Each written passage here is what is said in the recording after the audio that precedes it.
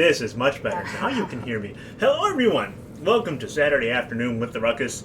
Today is too broad of a term. This afternoon, we're not playing a campaign. Anyone who plays Dungeons & Dragons knows schedules, player individual lives, illnesses, and things like that could affect anyone's ability to come to the table. I run 4 campaigns a week. You're gonna see people not able to make it. It's just life. So players gonna make it for DM's Angels, which gives us an opportunity to paint some minis. Procrastipainting, if you will. Because, man, I have many of you probably, I don't want to speak for you, wonderful audience, but anyone who likes painting minis always has a number of projects, a number of primed, unprimed, or models to assemble that you just have to kind of work through. Ryland TV, check out his website, not website, check out his stream, Ryland TV. He posted a great article talking about try to limit how many primed minis you buy, because if you buy too many primed minis, it can be overwhelming.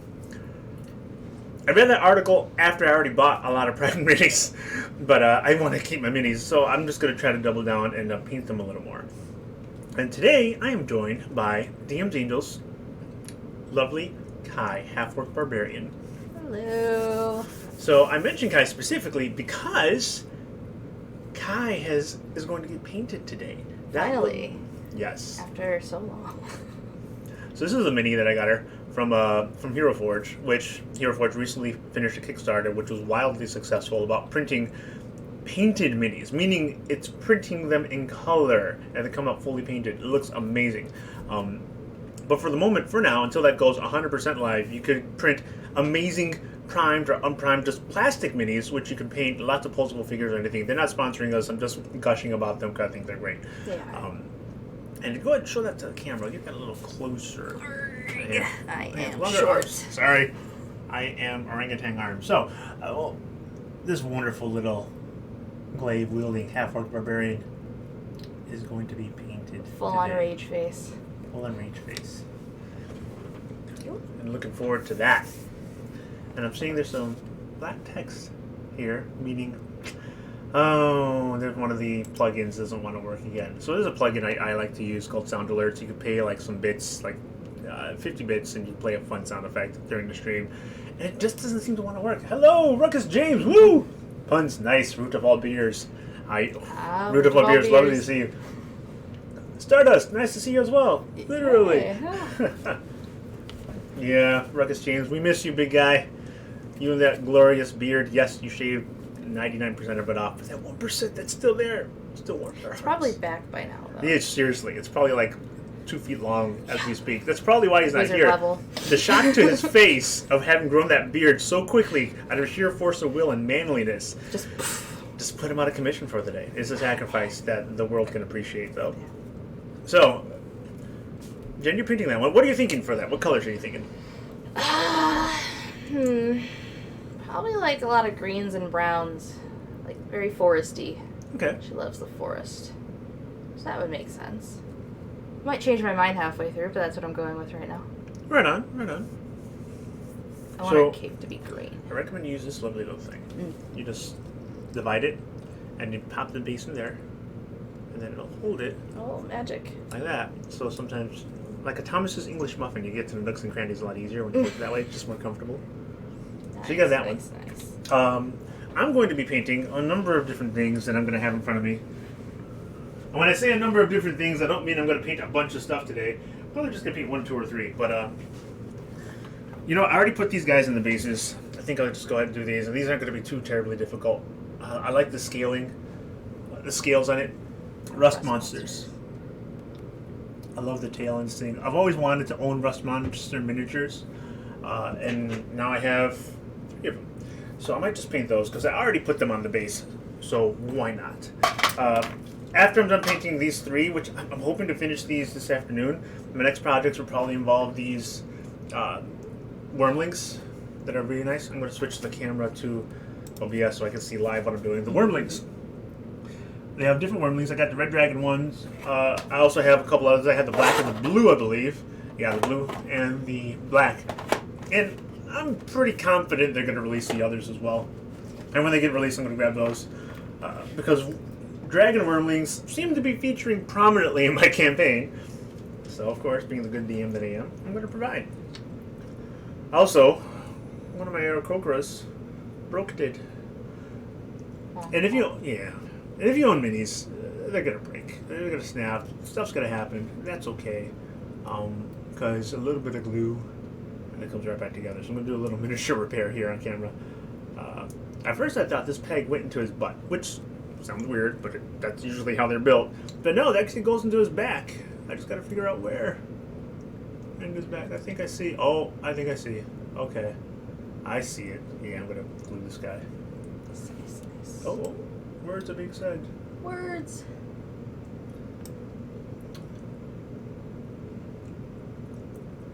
Image that model first and upload it to an album. High def pick a model first and then have it before and after Imager album. Oh, you know, I'm gonna have to go get Imager then. That is a good advice. Then I can pop it up. See, do some window moving here. Be able to see all the lovely chat. There we go. That's much better. All right, now I can see you, root of all beers. Not a bad idea. Take a picture, put it in open Imager. I'm gonna high def pick first. Have before and after. Yeah, not a bad idea. So let's get pictures of before and then picture of after for that model. Root of our beers. Good Genius. idea. The unofficial producer of our show, Root of our beers. Alright. So I don't have like a super fancy camera. I think the best digital camera I have is actually on my phone.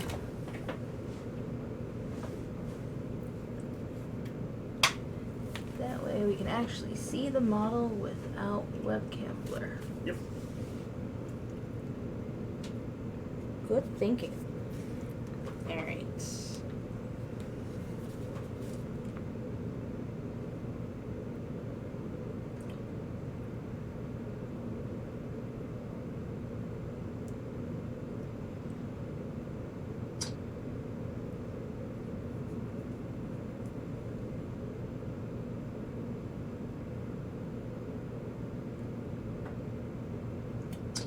Four shots, a couple different angles. Come on, guy, work it. There you go. Love the camera. Just flexing. There you go. Thank you. Beautiful. Be sure to take front and back. Yep, front and back. I got one side. I did the little French twist. Is that a thing? I think I just made it a thing. And That sounds like a then thing. now I will do the Rust Monster.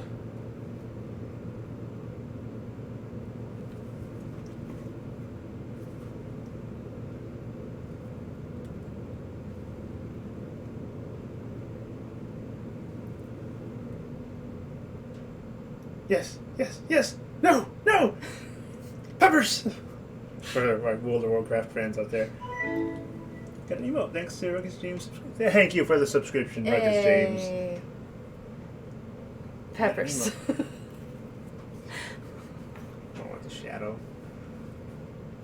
We'll have to bring it down a notch. You know, I used to be a photographer in another life. Wouldn't believe it by all the shenanigans I'm doing right now.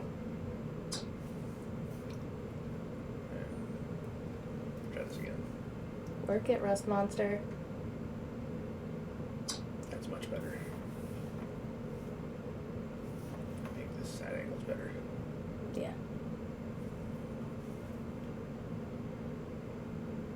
And these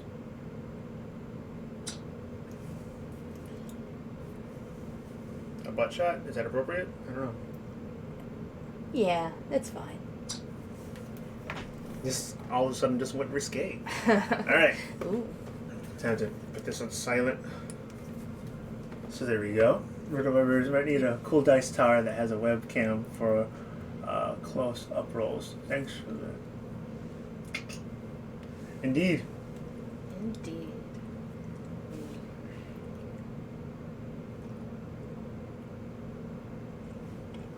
Alrighty. You know what? I'm gonna do one more thing before we get started.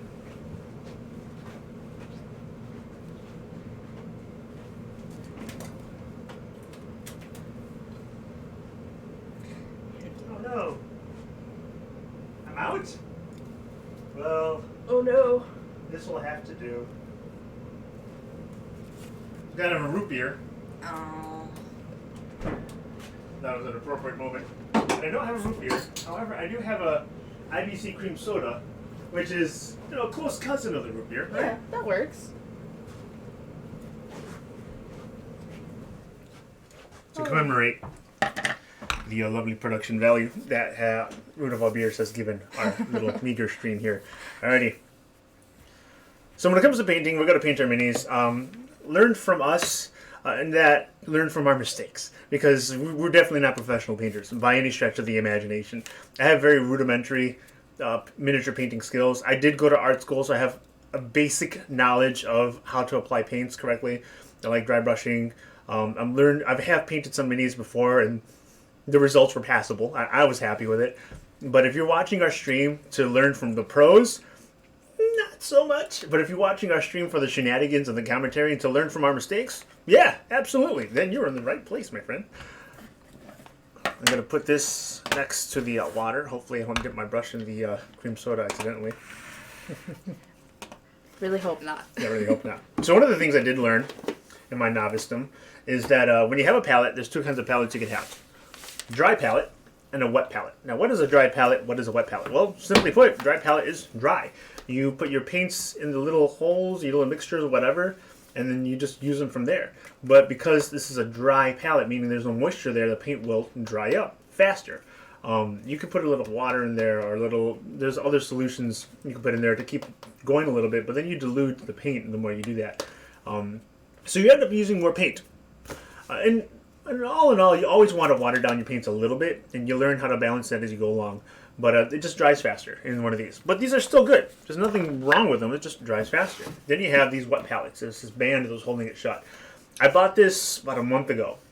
The idea is there's a moisture pad inside and a layer of what really is essentially kind of like parchment paper that's porous enough just to let the moisture through, but not so porous that it lets the water through, so it soaks your paints. So your paint goes on the parchment paper that sits on top of this pad that has the moisture on it, and it keeps the paints hydrated. Not to the point where they're watered down, but enough so they don't dry as quickly as they would on a dry palette, meaning the paints last longer. What that does for you is it makes your paints last longer. You don't have to constantly use more and more paint because it's drying up on you. You end up, your paint lasts you much longer. You get more bang for your buck that way as well. I used this wet palette a while ago, so I'm going to see how well the paints are faring and how it's doing inside. Can't wait. I haven't opened it since I used it the last time, and it's still pretty damp. And get a touch of the paints. The paints are still wet. For the most part, this paint that I have on here, for whatever it was I was painting, is still very usable. What was I painting before? What were you painting? I don't know. I don't know. Because I watched it. Yeah. Wow. This is. Yeah. Probably use a little more water in here, but I'm gonna put a little more water. Now go to the sink. But yeah. Holy crap! Wet palette.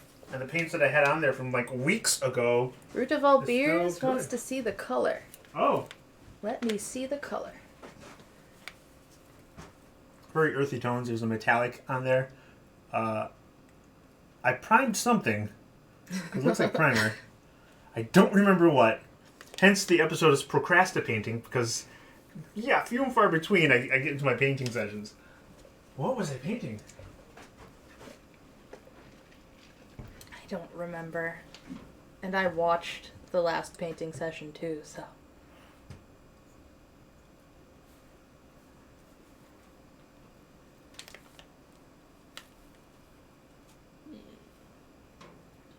There we go.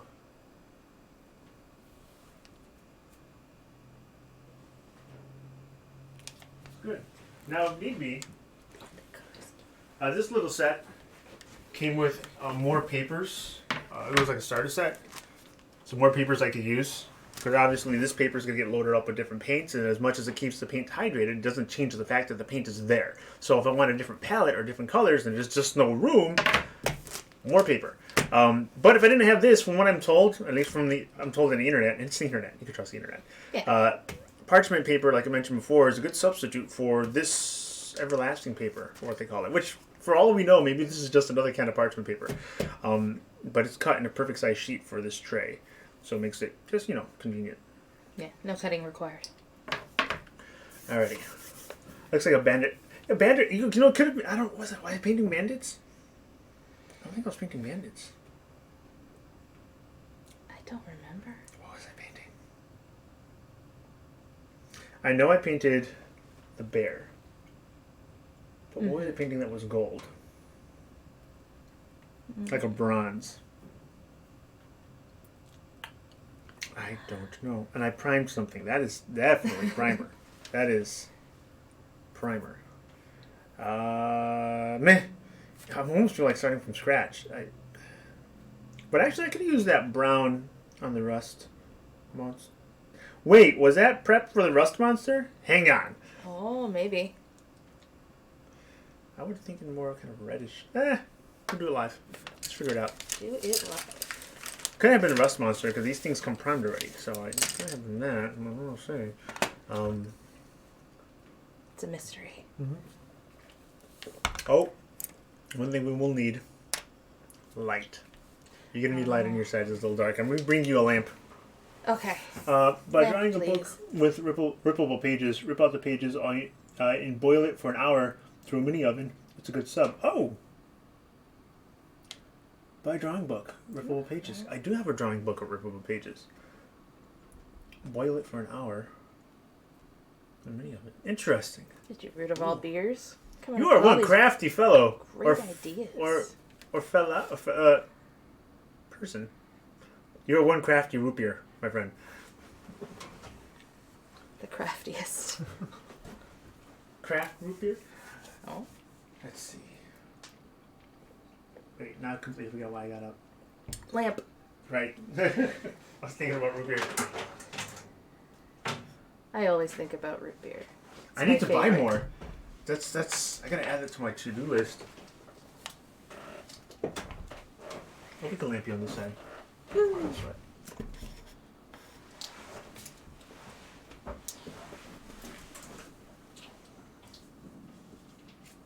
I know how to plug things in. There you go. Revert your eyes. That was bright.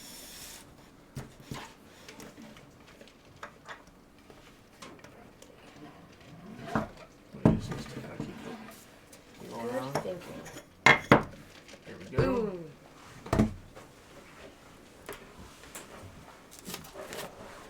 It is much better. Yep. It'll be a lot easier for you to paint the stuff. Okay. Oh, let me get some super glue. Let me just fix this right away. But where are you gonna start with that one? Cape? Oh man. Glaive? Maybe the glaive? Work from the glaive. Yeah. Although the cape is tempting. We'll go glaive. Yeah, glaive.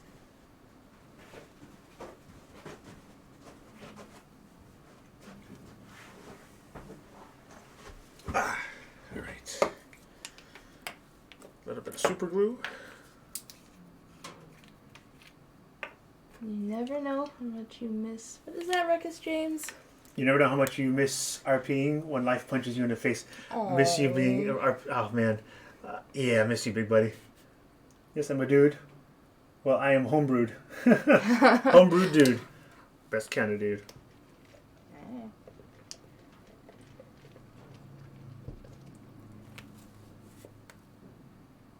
A little bit of super glue between the wings. And now we hope to get the perfect angle. Oh, that kind of snapped into place. Hey. Then I just got to hold it here for several hours and not move. And then I can start painting. Go on without me. Okay.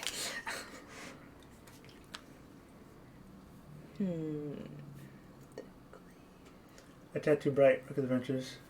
Rather use much posable book light should do the trick for up close lighting. I gotta give you a production credit. That's a good idea.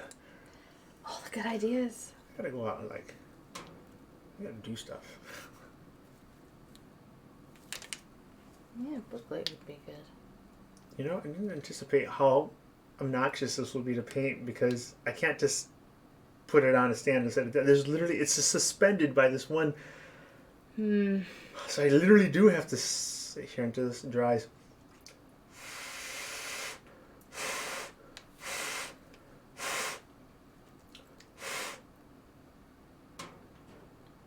How long does it take to dry? Well, I didn't grab the gel. I grabbed the super glue. You need to open up a Word doc from Google Docs so you could copy and paste my ideas, right?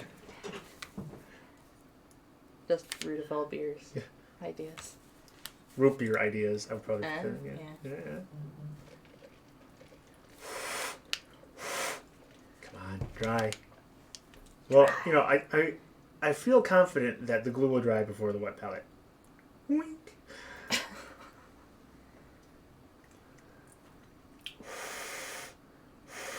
Come on, Aarakocra. That pedestal is your home. You want to be home? Are you too good for your home? Wants to fly away. Exactly. Wants to be free. Really? No. The wings are just for show at my table. Yeah, I think I'll start with the glaive. Cool. So let's pop open that huge oh man, the lid is right under the microphone. So we just gotta... I would help you, but I'm holding an Aarakocra together. Maybe I just move Just it. move the mic a little bit, because that's actually in a pretty good spot for all of us. Just swing the mic arm ever so gently towards you. Towards me. So gentle. There you go. Super Almost there. gentle. Here we go. Perfect, perfect, wonderful, wonderful. Almost, almost. Yes, yes, yes. No, no. Peppers. All right. Okay. So let's go ahead. That's technically mine, so yeah, just slap that right there. That's fine. There we go. Personally, for me, I like painting individual pieces so I can paint in greater detail. Yeah, no, I dig that. Production line painting, you lose a little something, something. Come on, Aarakocra. Oh no! I'm sorry. I shouldn't have let you go. Who's too soon? Too soon. I mean, production line painting is, if you have like a Warhammer army, right? It makes sense, because if you have like 20 minis you gotta paint, man, you don't want to devote like, well, you could, and it'd be awesome, but you don't want to devote like super extreme detail to every single one of those. Unless you want to paint like the captain of that squad, then sure, do that. But yeah, no, production line painting, there's definitely a value in that. But when you're painting like these miniatures from Nils, it's so much more fun to like be able to focus your heart into one mini and give the little tiny touches that you want to that one mini. So yeah, I agree with you there, my root beer friend. Can I let go of you now, Aarakocra? Are you still needy? Do you need me? Can I let you go? Is this... No. Oh no. Ah! You're gonna be there forever. I am. Oh my god, so you're gonna paint, and I'm just gonna sit here holding an Aarakocra for the rest of my life. Yeah, what if I get some glue on top of it? Hey. And like, Maybe. Ooh, Silver Dragon. I like the names of some of these. talking about models that you have to assemble. Oh yeah. Oh wow. Like the resin cast ones, and you have to like sand them down and fit them, and some people pin the parts together.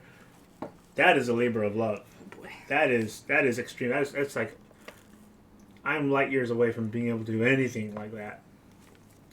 More power to you for doing that, man. That stuff's great. Warhammer. Oh yeah. I have some Warhammer minis in my cabinet. Over there. Yep. All gray and unprimed.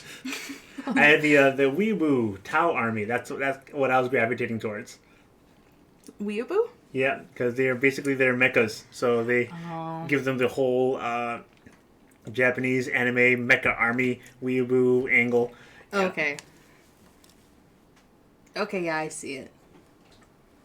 Yeah, you have to assemble them with this- that special glue they have. That one, that plastic glue. Yeah. Some of them are robust. Let me put it that way. You have to clip them out, And then you have to piece them together. And you always have those extra parts because you could assemble them in different ways, which is fun to have those extra parts. Because then you can do creative stuff with them. Beholder purple.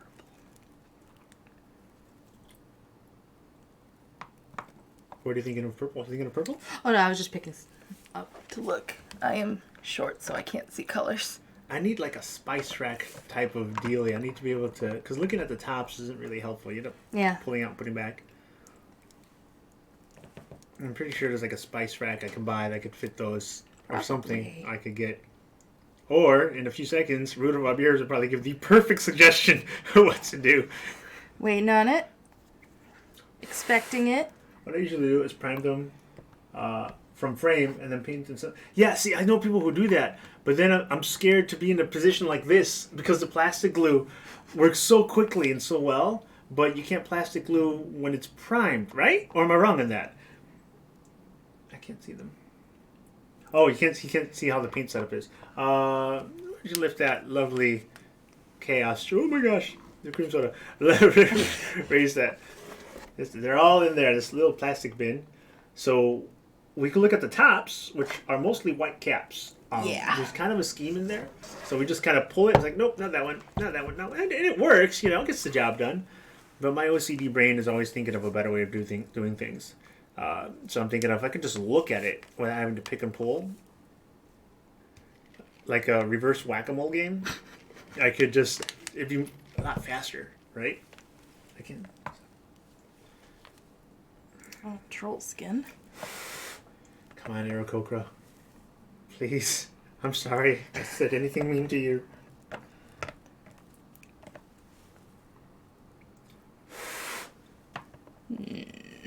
See, I could feel it's not perfect yet. I should have used the gel. Damn it.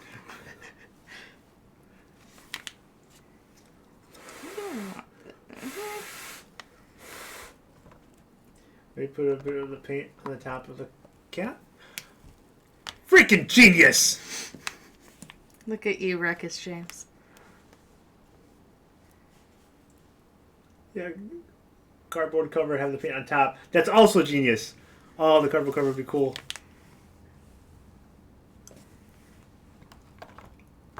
That's like the 4th time I've picked up Silver Dragon. I don't know why I keep picking it up. You gravitate towards it. It's a sign. Kai is really a silver dragon. Oh, wow. Plot twist. Dun, dun, dun.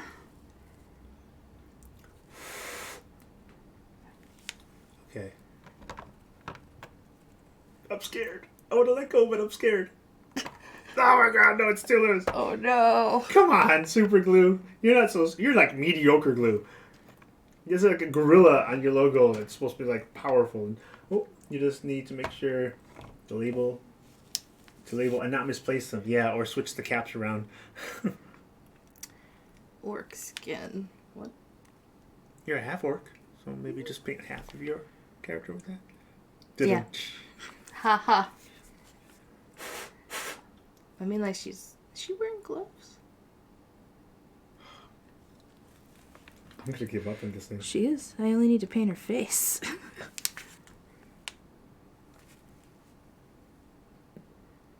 We'll leave that to... No, we'll put that back. Ah! It just doesn't want It doesn't want to... It's not gonna dry. It wants to be free. It really does. I'm probably just gonna leave this alone because this is not... Come on, I'm exposing you to more air. You're supposed to dry, aren't you? That's how that works. When this stuff is on my fingers, if my fingers touch, instantly I'm locked for life. But apparently Aarakocra and bases, no. Oh, when you need it to work, it doesn't want to. You just need to make sure... Oh. Alright, I think I'm just gonna give up on this. Because I want to paint. Try again later. Yeah, seriously.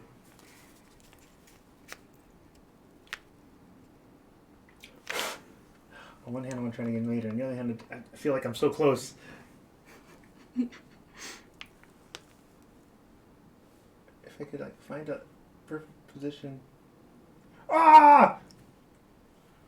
Fine, you win, Aarakocra. You win. This time. This time. This round. Ugh. Alright. Put the papers away. I have all kinds of brushes here. Let's expose some more of these brushes. It's a bunch of random brushes I have. Like, I never know when I'm going to need this one. This is just a brush that I had. It was in there. It was in there, so in there she'll stay. Man. Alright. FYI, you're also introducing moisture with your breath. I am. Science. I am. Damn it. Science. I mean, my mouth is kind of dry. Maybe we're not that. Dang it. It won this time. But next time, come to me. Thanks. See? Perfect example that I'm showing you guys what not to do. Like how not to glue your arrow croakers together. Alright, Rust Monster. Here we go. Rust Monsters. Oh, I got 3 of them. Ooh. Which one's Larry? Which one's Mo? Which one's Curly? Because that is their names. Or Huey, Dewey, and Louie. Ooh. Kind of like that more. Huey, Dewey, and Louie. What other, like, trios are there? 3 Musketeers? Let's see, what other trios can we think of? 3 Rust Monsters. Actually, when you're breathing out of your mouth, it's over 65% humidity. What? I mean, Rudolph Beers have been right about everything else. That has to be true. Yeah, I just automatically believe everything he says.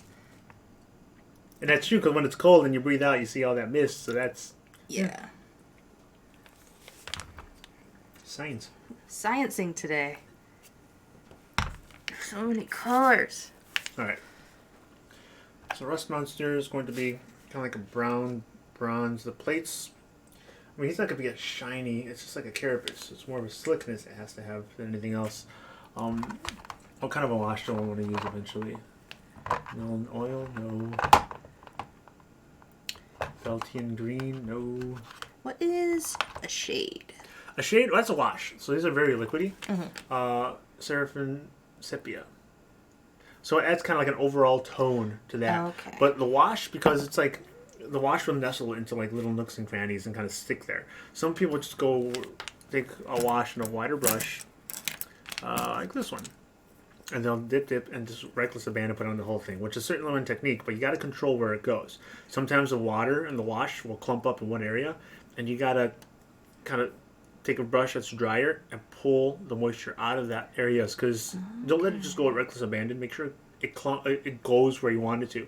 Like in this case, when I do a wash, I don't want it to nestle underneath the plates there.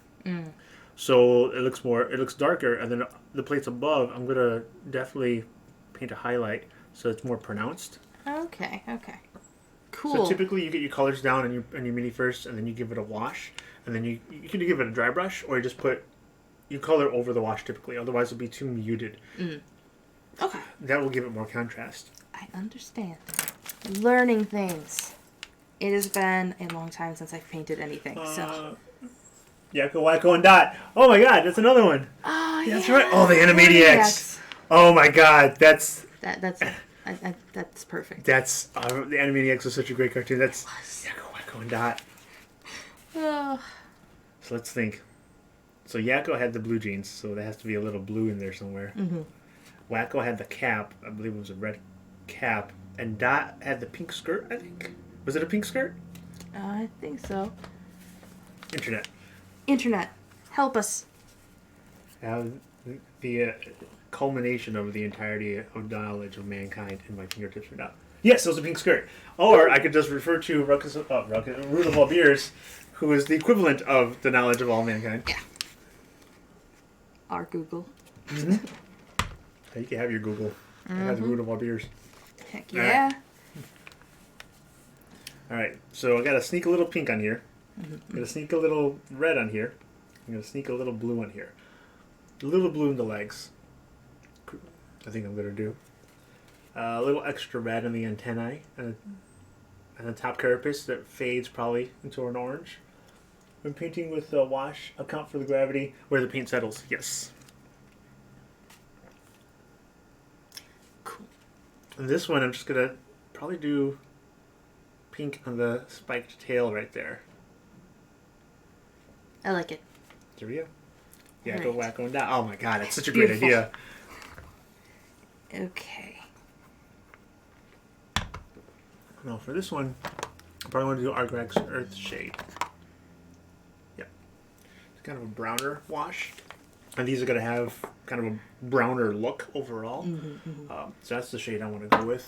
Argrex Earthshade is a good, for me at least, it's a good overall. Candle shade, that's a green.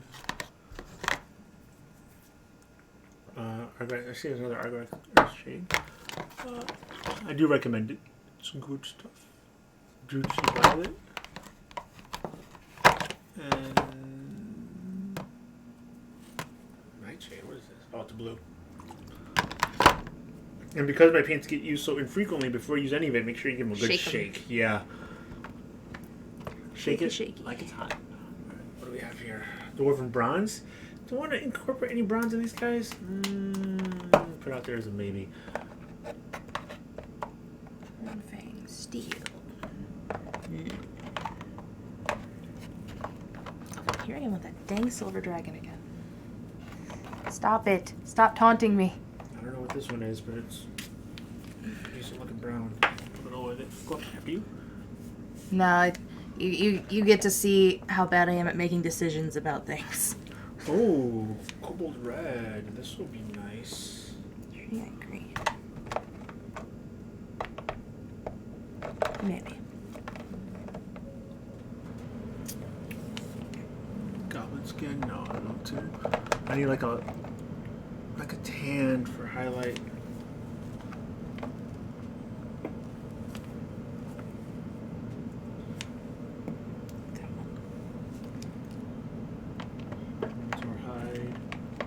Oh, well, you want like browns too, so I think we're gonna be dipping into the same ones. Let me bring these over here so you can actually see them. Ooh. It's still green.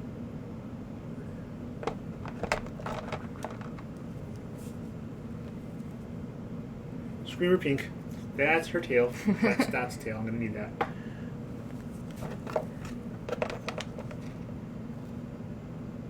Oh my god, this is even pinker than that.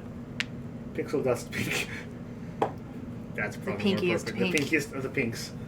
And also Broadway, Brooklyn, and Lexington.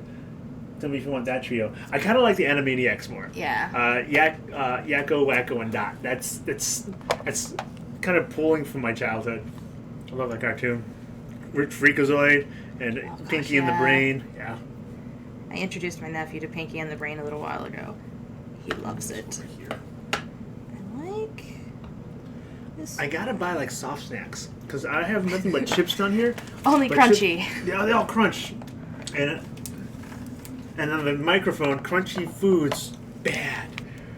So I'm gonna buy some soft snacks. I like this green. Like what are soft snacks I can buy? Fig Newtons, soft Yeah. batch cookies, Pretty much all these sweet things, I think. marshmallows, Marshmallows, full size, full size, of course. to put in hot cocoa. But I mean, if I buy marshmallows, I gotta buy a marshmallow cannon. You gotta do it. Well, yeah. Obviously. Flump pink. Oh my god.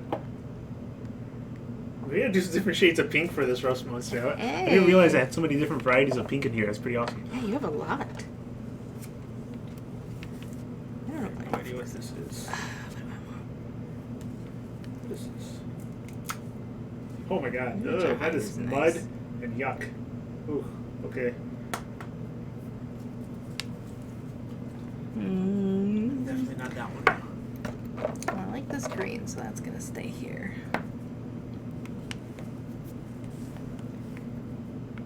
Yeah. Alright. Side. Crystal red. I don't think I need. Bugbear brown. Don't tell Oh, Nova. red for the hat though. Yeah. So that one here. These for that. Why not? Let me get to my blues. Oh, I think I got it. The blues are like right here. Hold on, cotton candy. I need a pink color set. Oh, I like this one better. Cotton candy Owlbear is brown. There we go. Owlbear brown. There we go. Instead of bugbear brown. I have Owlbear browns here too if you want to. Kind of a reddish brown. Oh, that one is nice though.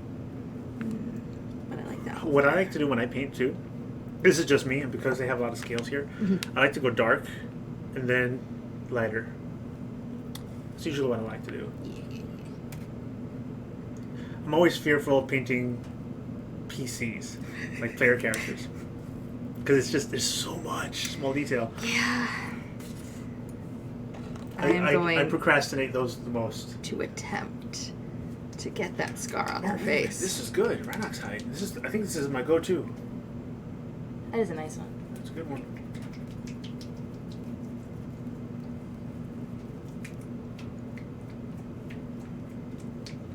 One detail I'm going to try to get on is that scar on her face. Oh my gosh. I'm going to attempt You're it. gonna need this. The finest brush. This brush is called the Psycho. I think it's literally like maybe 4 bristles or something. It's super it's so thin. tiny. So this is what you're gonna need for that. We'll see how badly I... Yeah. Oh, you do great. So it's gonna be great. It's gonna be awesome. Okay, since Silver Dragon is calling me, we'll probably do that for the clay. I'm gonna Google snacks. Or snakes. Yeah. Snakes? He wants to bring live snakes into stream. I mean, I guess that's cool. I guess. I like snakes. Oh, glistening blood. I mean, Root of All Beers is suggesting it, so it's not a bad idea. Yeah, every idea that Root of All We're gonna Beers get has is snakes tomorrow. good. Oh man, we can like wear them around our neck. Boa, is that a feather boa? Snake boa. Boa constrictor. All right.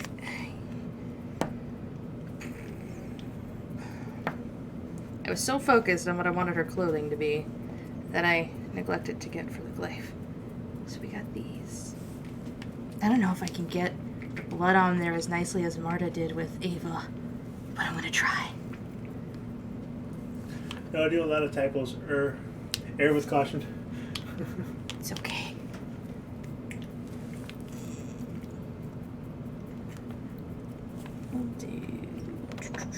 Even your typos are good ideas. I think snakes would really lighten up the place, actually. Don't sell yourself short. I 100% support this idea. I love snakes. Doggos or snakes?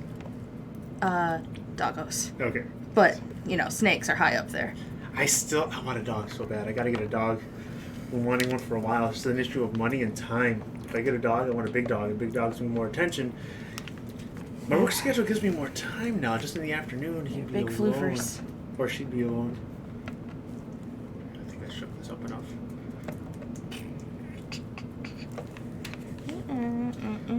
I'll pull up Rust Monster on my phone so I can see, get some inspiration.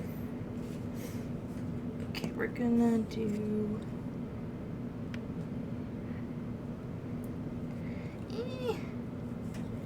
Yeah, the illustration they have is not great. See that? Yeah. That's more realistic representation. So basically it's like a giant ant. It's like different shades of brown. Yeah. It's gonna be simple to paint. I shouldn't be afraid. I'm not afraid. Haha. Alright. Oh man, okay. I'm tired of all these motherfucking snakes on these motherfucking streams. As long as they're tiny. Yeah. Little babies. Okay, this is a nice deep brown. That's good. It's like a milk chocolate brown. Borderline dark chocolate brown. Yeah. Yeah, it's good brown. Good brown. Alright, so Okay. Well, where are we start gonna with Yakko, start? which is the blue. It's right here. Gold red. Alright, shake well. Coming at you, glaive.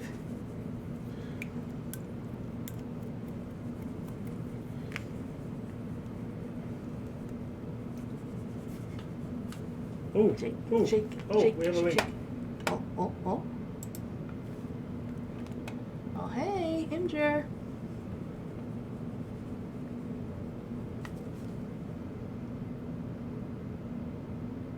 That is one fine brush. Holy crap.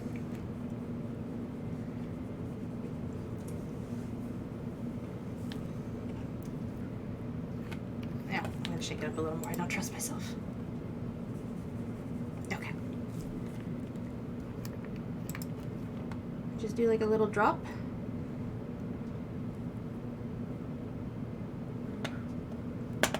Yep, like a couple drops.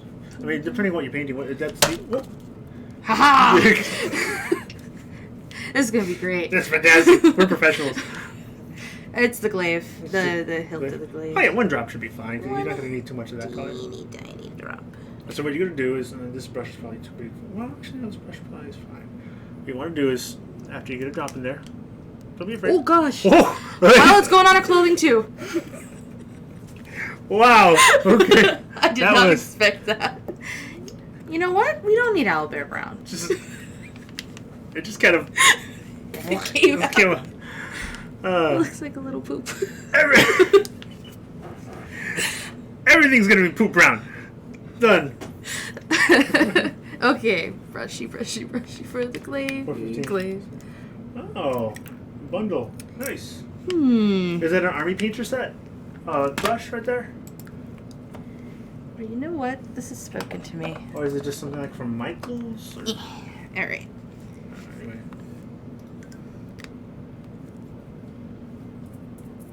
Alright, here we go. All right. I need.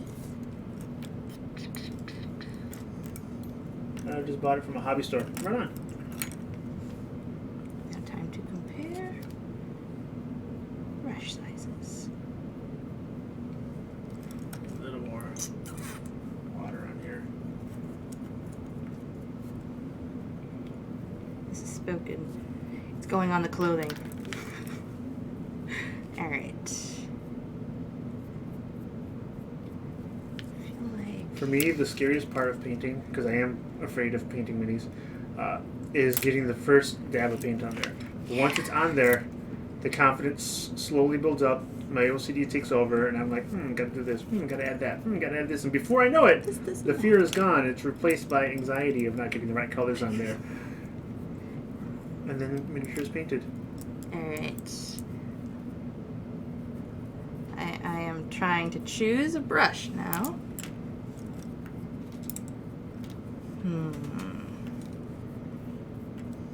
At this rate, Kai will never be finished because I can't make decisions on the brush. Oh, we'll go with this one. Yeah. Okay.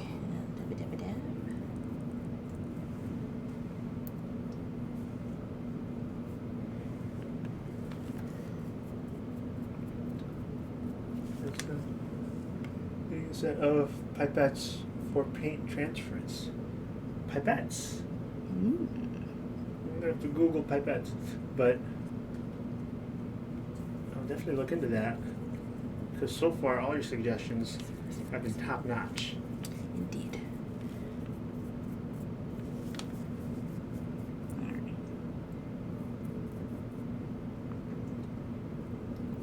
Rudolph beers, you're awesome. Thank you.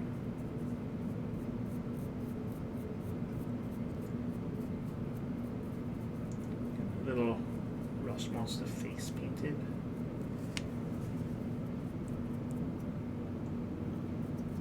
Pretty much I'm putting brown in everything because this is what I want really the undercoating to be. And then I'm going to start getting my detail on top of it. That's my idea. Kind of thinking.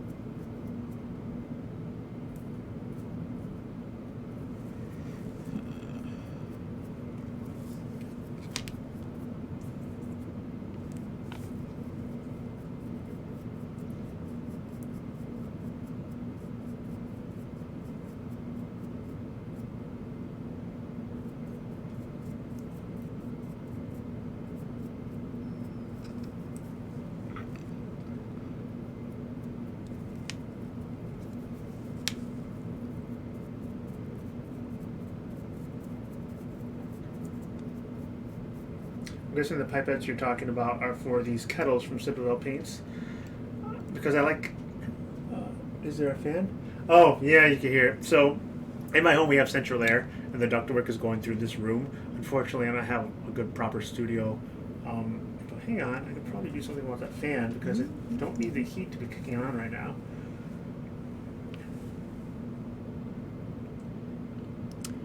And unless I film somewhere else, there's really not much I could do.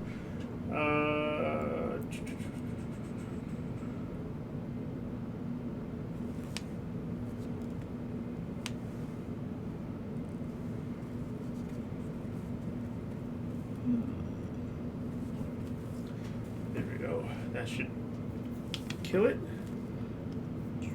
Just a moment. There we go. Yes, this is working. Perfect.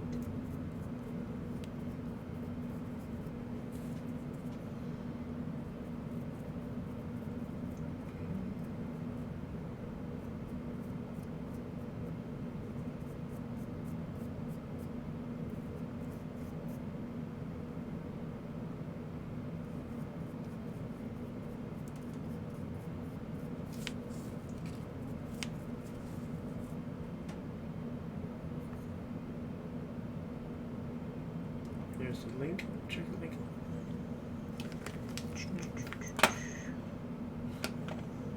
Another link? Mm-hmm.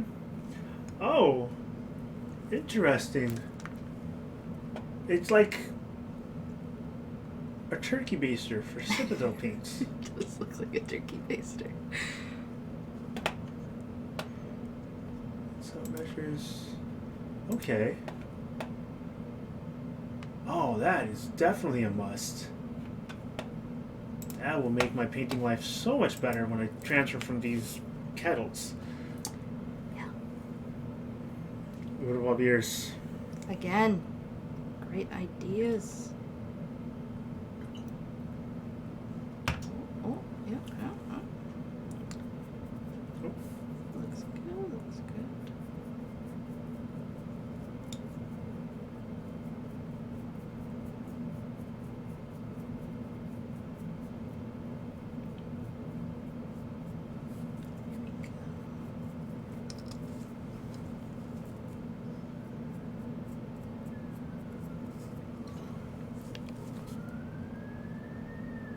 Copy and paste ideas before you can't scroll. I have the tabs open still of everything you've linked me. Yeah. So I'm keeping that there. And then I'm gonna Slowly save. stacking Yeah. up. I imagine I'm gonna have like a half a dozen tabs full of phenomenal rhubarb beer ideas.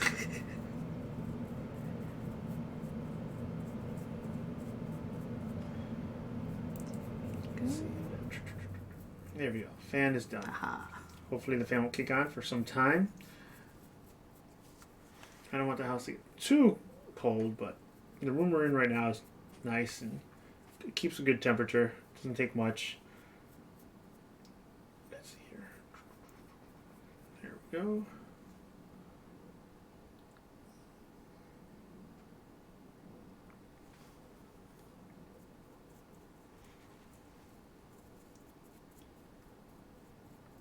The one thing I didn't anticipate in this guy was the undercarriage. This is why I like Google Docs. One tab and you can traverse to docs. I'm a big fan of Google Docs as well. Mm-hmm. Same. Big fan of Google many things actually. I'm a bit of a Google fanboy, not gonna lie.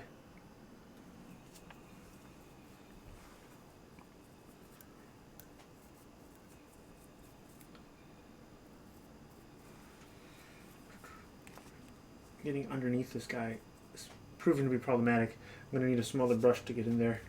So, time to switch up. Nice. Okay.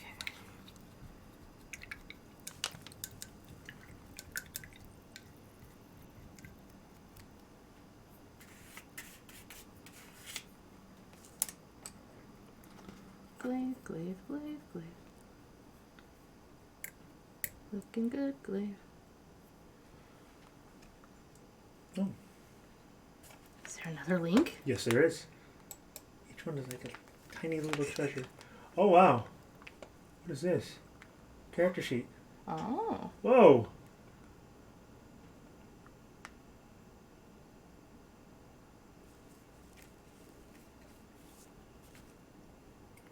See, this is nice for the homebrew stuff. Mm. I tend to use D&D Beyond very heavily, so I use a lot of their character creation. I use their character creation process, so everything is all put together nice and neat in a sheet there. But that's only if you're using the stuff that's in their database. If you want to do homebrew stuff or like something from D&D Beyond, or not D&D Beyond, something from DM's Guild, which has a lot of great stuff, then you need something custom like this. Nice. Nice.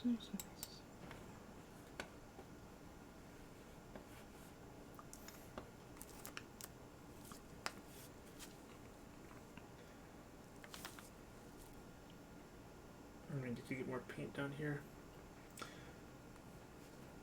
See, the more I'm pulling paint, the more I have to pull paint for the kettle, the more I want to get those kettle turkey basers. It's just not conducive to good times. Indeed. Oh, getting underneath this guy, it's a pain in the butt. I believe in you. I know it's a pain in the butt, but I believe in you. I get his little claw feet. His adorable adventure-killing claw feet. Don't you dare get on her finger. There you go. Hey.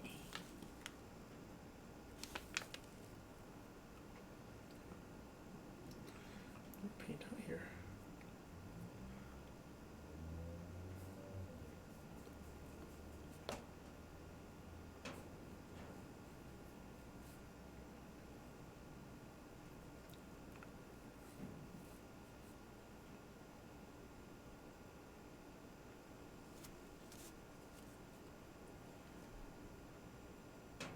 Almost.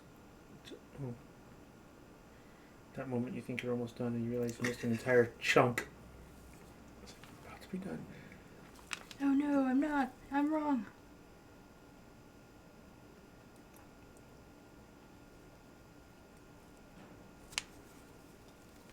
So I'm really looking forward to Team Pie, one of the groups of adventurers they actually ran last night. I'm really looking forward to them catching up to the continuity, because then I could start moving forward with you guys in the next phase of my diabolical D&D plan, and it's gonna be amazing. I am excited.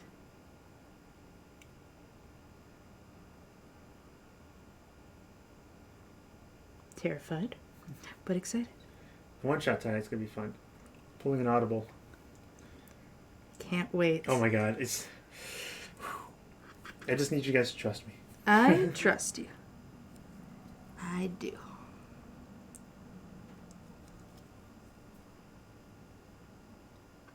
Here I was thinking I was done with this part of the glaive. Wrong. Flipped over like, oh, it doesn't look too bad. Oh, there's an entire side underneath that I didn't get. So far, so you. Yeah. I recommend subbing to MR Ripper as a DM, Mr. Ripper as a DM. You might pull some good ideas there. You know, I love me some being a good DM. My opinion, because again, it's just my opinion. It's not what I say is not law.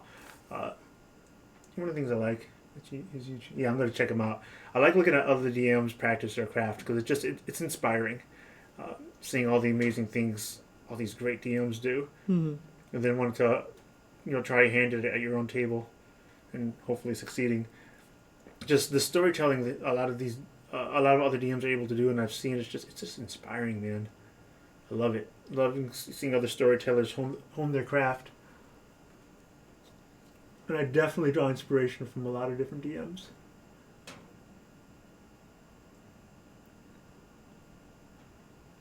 And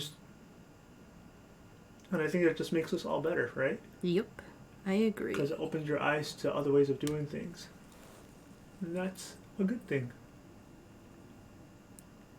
Oh, I'm having so much difficulty getting on the belly of this guy. Mr. Ripper narrates Reddit posts, and the videos are set to the theme. Oh! He narrates. Okay. I'm going to check that out. That seems interesting. What does he do? He narrates Reddit posts and sets it to a theme. Oh. Mr. Ripper.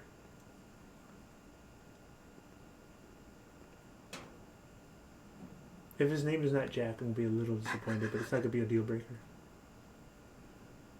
Just a disappointment. Just a little disappointed. Smidge. Send you one of his videos. Are we getting another link? Link us. Another root beer link? Yes! It's like Christmas. Roosevelt Beers just keeps on giving. Is that even? Okay. Oh my god. Okay. See, I mean, this should be good enough. No one's going to see this part of the mini. But I know it's there. So I got to paint it. It doesn't There we matter go. if nobody will see it. You YouTube. know. So you guys got to hear the audio. But we're gonna, which I guess is the point. Dating your players. What are your funniest Nat 20 moment? Part 2. Ask Reddit. That's an advertisement. Hey there everybody, Brian here. Before we get started, I just want to say thanks for tuning in, and I'm happy to see all of you here. As you may have noticed, we've hit a big milestone recently, reaching 50,000 subscribers, and we couldn't have done it without all of you. To celebrate the occasion, Mr. Ripper, myself, and Dave will all be live streaming a D&D adventure together, which will be a first for myself and for Big Daddy Ripper too. Stay tuned and keep your eyes peeled, as the announcement for the stream's date will be revealed soon. Until then, let's get right back into it. D&D players, what was your funniest Nat 20 moment, part 2? I was a level 3 dwarf paladin, and we were resting at this old barracks in the woods. We definitely needed the rest because we were low on health and spells. It was a hard ride. During the second night watch, it was the turn of our wizard and the warlock. There was some noise in a bush. The wizard poked it with a stick and 2 goblins jumped out. The goblins talked to each other but weren't aggressive at all. So, obviously the wizard threw a fireball. Of course, as you do. Long story short, we were surrounded by at least 16 goblins, and I, the only melee of the group, had to get closer to fight. Before I could even land a single hit, I go down. The goblin leader, only one with a real sword, stands now in front of me, and I make my first death-saving throw. Nat 20. You're up again with 1 hit point. Can I attack him? Why not? You didn't have an action yet. Nat 20. So I roll double damage, Divine Smite plus Sacred Weapon, Warhammer, Versatile, equals 41. That's one dead goblin. Yeah. That's awesome. With your Ultra glowing Warhammer and a mighty smash right to the chin, you make the goblin leader explode out of existence. Now, covered in blood and pieces of flesh, you stand in front of the other goblins. With their mouths open, they let their weapons drop to the ground They and would. start to worship you. You worship. So I start a new cult that I am the god of? Yep. What? So I was playing a chaotic good blood hunt. That's awesome. My party was holding some captive and his hands were tied. My boy. OC, trying to be nice, and said, "Can I feed him a pickle?" Can I feed him a pickle? My DM said, "Okay, roll and add strength." I roll a nat 20 and my DM sees my roll. I roll a perfect 20. You shove the pickle down his throat. Okay, we're going here. You shove the pickle down his throat so much that he starts struggling to breathe. While the pickle juice burns his throat, he takes 35 damage. 35 Why? damage from a From pickle. pickle. Everyone in the party laughing their heads off. My OC. I'm so sorry, sir. I was just trying to feed you a pickle. I Okay. think you might want another one, Numco. You sure? Okay. Not again. That's Who funny. knew? Not one He was thing, in quite a but pickle. one group I currently run for has a tendency to just crush Yeah. rolls when it doesn't matter. Last skeleton has only 3 HP left. Better believe the rogue with the Sunblade is gonna get a critical sneak attack.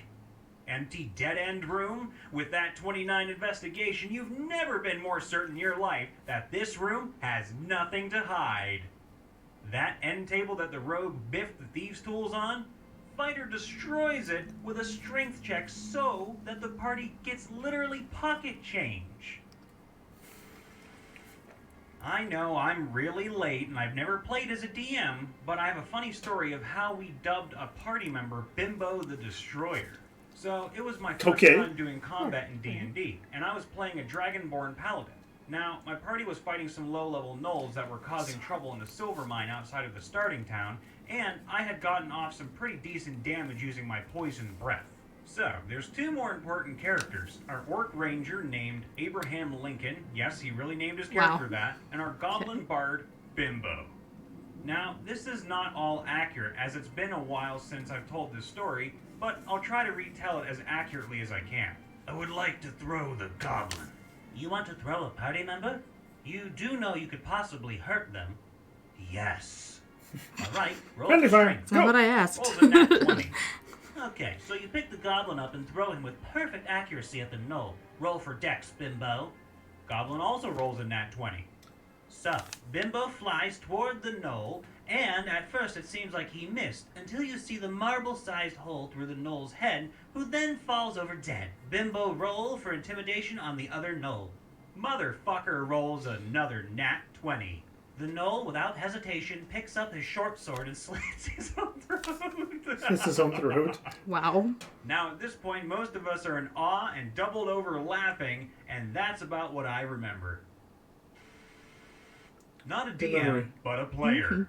One time, one of the other players, I forget what they were playing as, rolled to get a glass of water in a tavern. The DM said multiple times that it wasn't necessary, but the player insisted. Okay. He rolled a nat 20, and our DM had to come up with the coolest way for someone to get water. Then, about a minute later, I rolled a nat 20 on stealing the water. That was silly. That's good stuff. I think I finally finished painting the underside of this thing that no one's ever going to see. But But my heart feels good. Oh wait, this is Bob.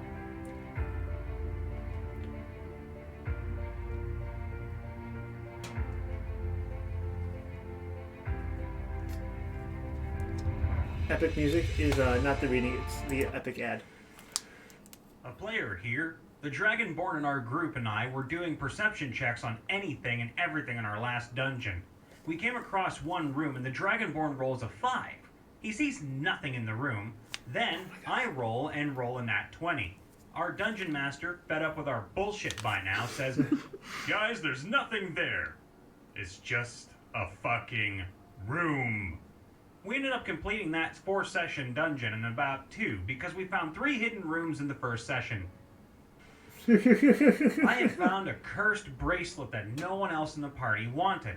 As a monk, it allowed me to cast Fireball 3 times a day at a cost. As a monk? There was a 50% chance that the cast would become infernal, causing the bracelet to consume me with the rage of a dark god. Well, you know. 1 HP and boost the rest of my stats for 1d3 rounds, after which I would fall unconscious if I didn't die. I also had no control over my character, and he would attack random targets. Oh boy. I could roll to resist, though, which was funny. Got it? I just gotta say, that reads like those prescription ads you see online. Take D&D-Derol, and you can have all these wonderful things. Side effects may include being destroyed by an ancient entity of a god, and it does. It sounds that. exactly like just that. like that. Anyway. Into a battle with a black dragon, party basically on our last legs. So I took a chance. Bracelet went dark mode. Roll to resist, nat 20. I absorbed the negative effects and gained the benefits for 2 rounds. I 2-shotted a black dragon at more than 70% health. Booyah, bitches! That was amazing. Me and my friends were playing D&D and came across a swamp. This one guy had infinite Jesus pamphlets. Jesus pamphlets? Okay, because he asked me at the beginning of the game and rolled 20. I don't know why, but I just let him have the Jesus pamphlets for some reason. So they found a lizard folk shaman, the boss of the swamp. The guy with the pamphlets asked, "Can I convert him Can I convert him? to Christianity?" I said, "Sure, nat 20. Yeah, he used the shaman to convert many snakes to help beat the wyvern. Wow. Was playing a futuristic cyberpunk campaign in which our party members rode in a covered wagon pulled by 2 robotic horses with AI. This was a few years ago, so I don't remember why I did this, but I begged our DM to let me roll for hacking the horses. My character was a bit of a tech guru. Eventually, he relented and let me roll. Nat 20. I hacked the horses and do not remember at all what I did with these hacked horses. Not a DM, but the whole situation happened involving my character. We were new to the game, so we weren't taking things all that seriously. We had just gotten out of a small fight with some goblins, and I was messing around with one of the other party members. He decided to ask the DM if he could flick my ear. The DM obliged and said if he rolled anything less than a nat 20, it would miss/do no damage. So he rolled, and as you may have guessed, a nat 20. Because we had just gotten out of the fight, I was still lowish health. So the flick immediately killed me. At that point, I just got up and walked away from the session, and I could hear them just burst out laughing. This created a meme in our group dubbed Critical Flick. I like that. I actually like that. Not a DM, but a while back I was taking part in a D&D club at the school I was attending. My cousin was also part of the group. My character was a tiefling, and his was a goblin, or something similar. Important things to note are that my cousin's character was roughly 300 pounds and around 3.5 feet tall. Oh my gosh. So we come to the hallway. I rolled perception and found that it was rigged all the way down with traps. We were deciding what to do when my cousin makes a decision. So, how are you planning on getting through? I run down the hallway. Ooh. What? Like, full speed. I just run to the end of the hallway. You are aware that your character is extremely overweight and doesn't have great agility, and if you run down the hallway, you're probably gonna die. I can make it. Okay, roll to see if you make it to the end unscathed. Nat 20. The confidence. And DM was surprised. Well then, the rest of the party watches as your fat little goblin body sprints down the hallway. Fire traps and arrow traps activating behind you as you run, barely missing you. At the end, you find a lever. So, basically, my cousin pulled the lever which shut all the traps off, and we then continued on with our quest. I probably would have narrated DM that differently, because you rolled a nat 20, so okay, you made it, but make it roll as you run like a good 15 feet, then you have to stop to catch your breath. The moment you stop, a blade just goes in front of your face, but you don't notice it because you're looking at your feet. Take a deep breath, you take another charge, and then just constant mishaps like that, just missing, everything just missing you because you're stopping for your breath, or you trip, or you're just trying to go so fast and everything's just missing you. Yeah. And then you make it to the end, to the lever. Would have been another fun way to do it as well. But, yeah, I'm going to go ahead and stop it there. That's hilarious. This is pretty good stuff. Let me make sure let's see. I'm definitely liking that one. Oops, it's good stuff. Once again, another quality contribution by Root of Our Beers. Salud. See, I could see playing that in the background while I'm just like doing dishes or something. Alright. I'm gonna prime the I am making use of the paint that is my life now. Oh, the best to paint your life now, yeah. So much of it is down there.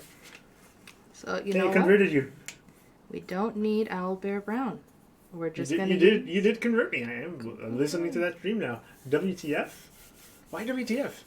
For converting me? Don't do what? Oh my gosh! Kettle fall. No, we're good. We're good.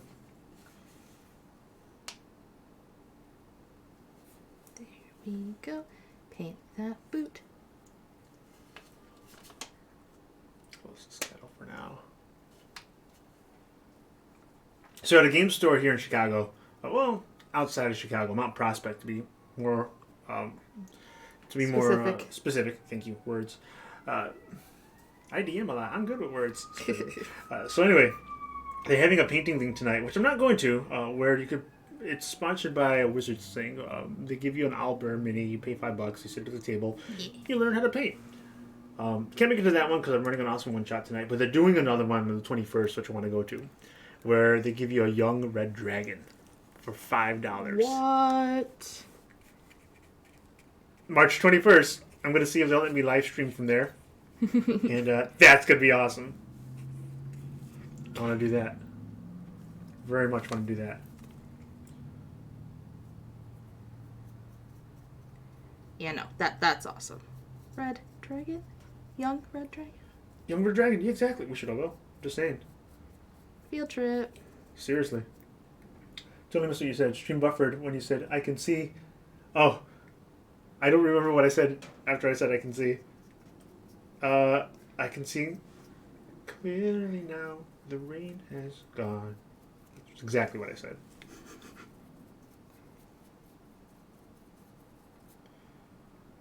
What a beautiful boot you have, Kai.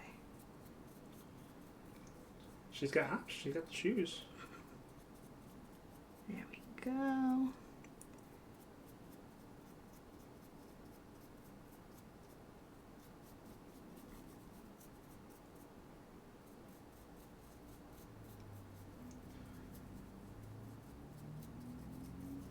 Get paint all over the sky. Come on. I thought this would be faster to the paint, but this guy has so many little nooks and crannies that it's actually taking me a little longer. And I'm not a professional painter, so on top of that, it takes me longer still. But, I mean, even seeing the brown in that one, just the one coat, I feel happy with life. See, literally, I just painted it brown, and I'm happy. I can't wait to touch it up.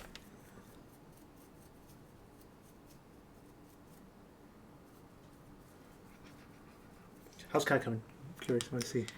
Well, got the boot. Oh, yep. Nice. Got the glaive. All right. Making use of this while I have it out, because that was unexpected, and you know. It's a whole lot of brown. Yeah. A whole lot of brown, so we're going to use it while it's there. I'm going to, the Fates decided that, what is it, Cobalt Red I think I used, is going to be a color for Kai. Cobalt Red. Oh, yeah.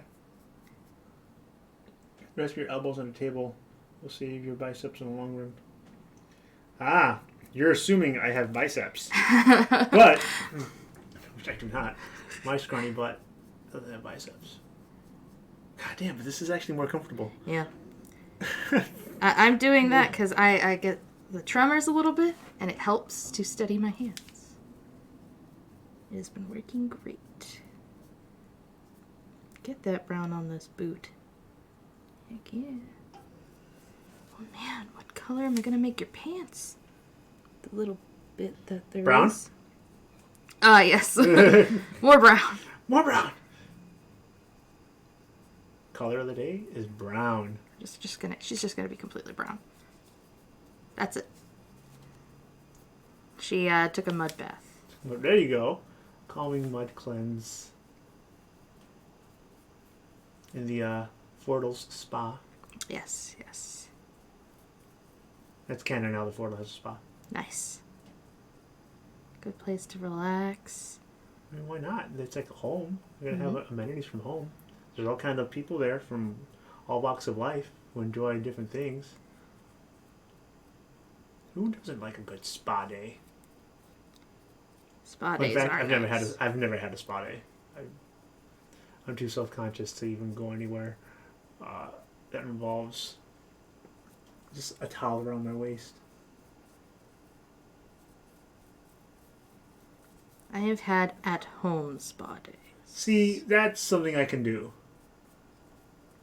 How does that even work? What is involved in an at-home spa day? So you get like face masks, and you get like one of those little water foot massager thingies that you can get at like the store, and you cut your own cucumbers, put them on your eyes. You don't eat the cucumbers? I mean, you can if you want, but you can also put them on your eyes. Honestly, you could go either way. I do both. And you basically sit there and do nothing in a robe with your feet in the water massagey thingy and a face mask on, with or without cucumbers. You might be eating them, who knows? As long as no one's shoving a pickle in my mouth, because I heard that could go really bad really Yeah. quick. Pickles, man. Dangerous. Especially when you're rolling that 20. Yeah. It's awesome.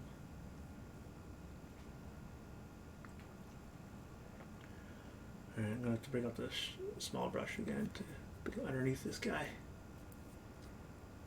Well, maybe not.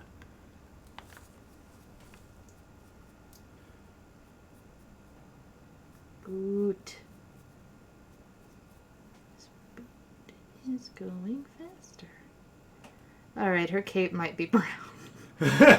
Everything's brown. We're gonna put like green on her clothes, but her Don't cape feel obligated to use that brown paint if you want a different color for her, by the way. is just awful. Just- And so much came out. It's fine. It's okay. It's a sacrifice. We're still learning. We're going to go through more product. It's okay. Paint the colors you legitimately want.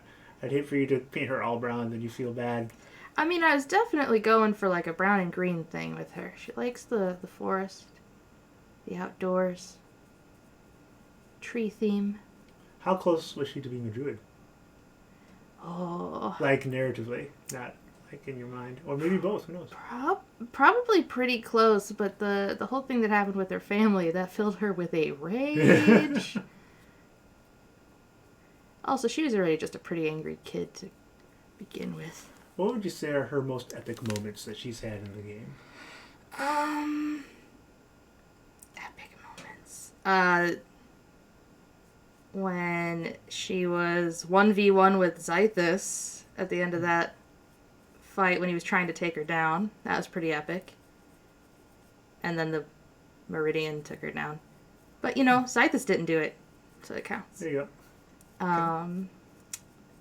When she made this was off stream, but when she made the Revenant into a flower, go.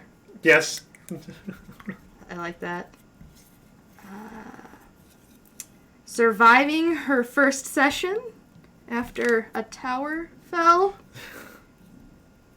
And you basically making me realize that my decision to go with the half-orc was really good, because if I hadn't, she would have died. Relentless endurance is what saved her from certain death. I also just like her yeeting Kamal off of the... Wait a minute, what? when she threw Kamal off of the tower when we were fighting with the... Oh god, what were they? Those things that were like with all the arms, and when we were buddy with Zythus. But not like buddy when we were fighting with him. When we were getting the Mythalar. Oh, right. The oh my god, I wonder what you're talking about. The, oh my god, I forget the name of those things. Yeah. The creatures that fought the ancient Netherese and... I'm gonna remember it in like an hour, and Yeah, then I'm gonna just seriously. randomly shout it. Or Root of All Beers is going to know exactly what we're thinking and post it any second now. Yes. Read our mind.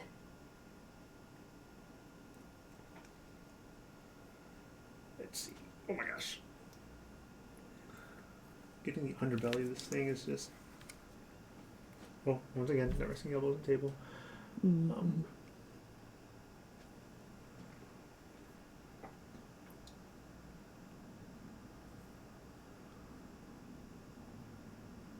But yeah, when you were fighting that thing, you were fighting with Zythus. She's just like, hey, Kamal's standing over there. We hate him. Yeet. You threw him over the side. That was great. That was great. Oh, good times, man. Good times. Oh, and then I wish I wouldn't have gotten disqualified by accidentally killing somebody in the arena. Yeah. Because fighting Yenneith would have been so much fun. Oh my god, that would have been an amazing fight. She's coming back. Hope Yenneith's ready. You didn't even have the player's handbook in D&D Beyond. That's fine. If you have the basic rules, or you have the hardcover book. The cool thing I like about D&D is that you can use the free content and the basic rules and your imagination and still have a freaking great time.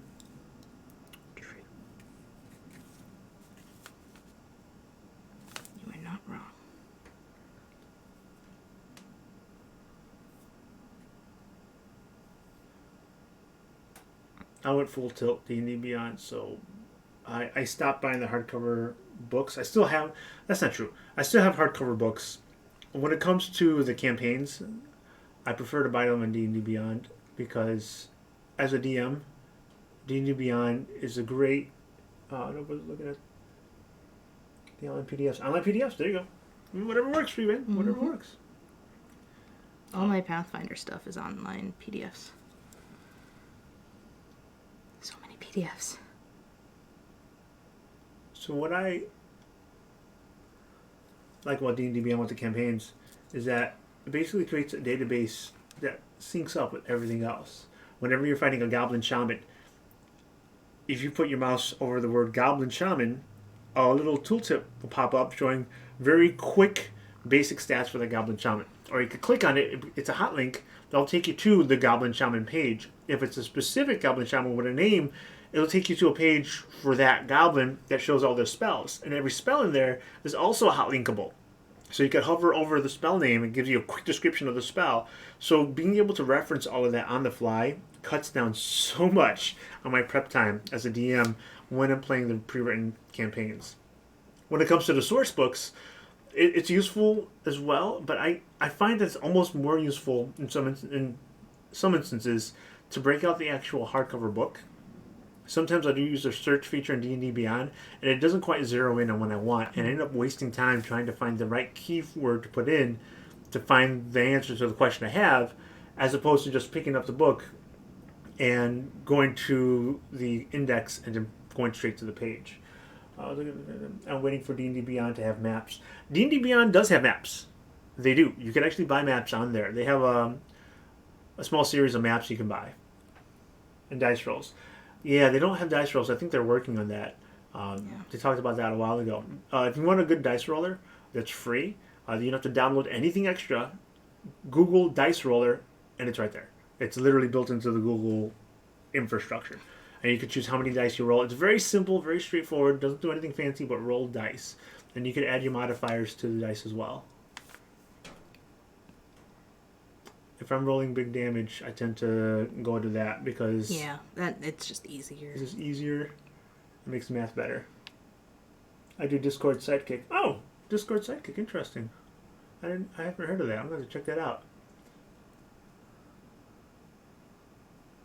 Because my younger sister, Vi, if you're watching, hi. She's thinking of running a game online, and that could be a good solution for that. Because we're going to RP in the Discord boards, so Sidekick would be the way to go. I can roll stats in a second. Nice. See, there's a lot of great utility. There's a lot of great. I love the community. Is the TTRPG, tabletop RPG community is just full of genius creative minds to supply the layman like me who just like the game with the tools we need to play the games we want. And that's a good thing.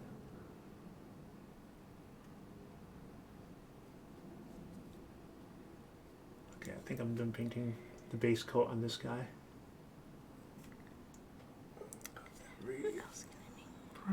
Oh, no, I'm not. The jowls, the little underneath the face place.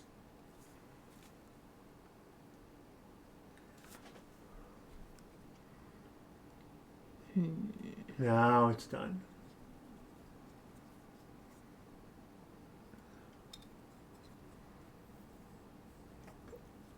Rustmaster 2, base coat of brown, done. Nice, nice, nice.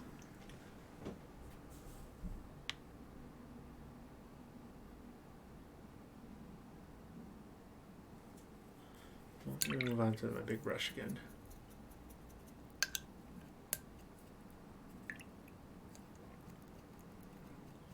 So the one shot I'm going to run later tonight with Jen, Brandon.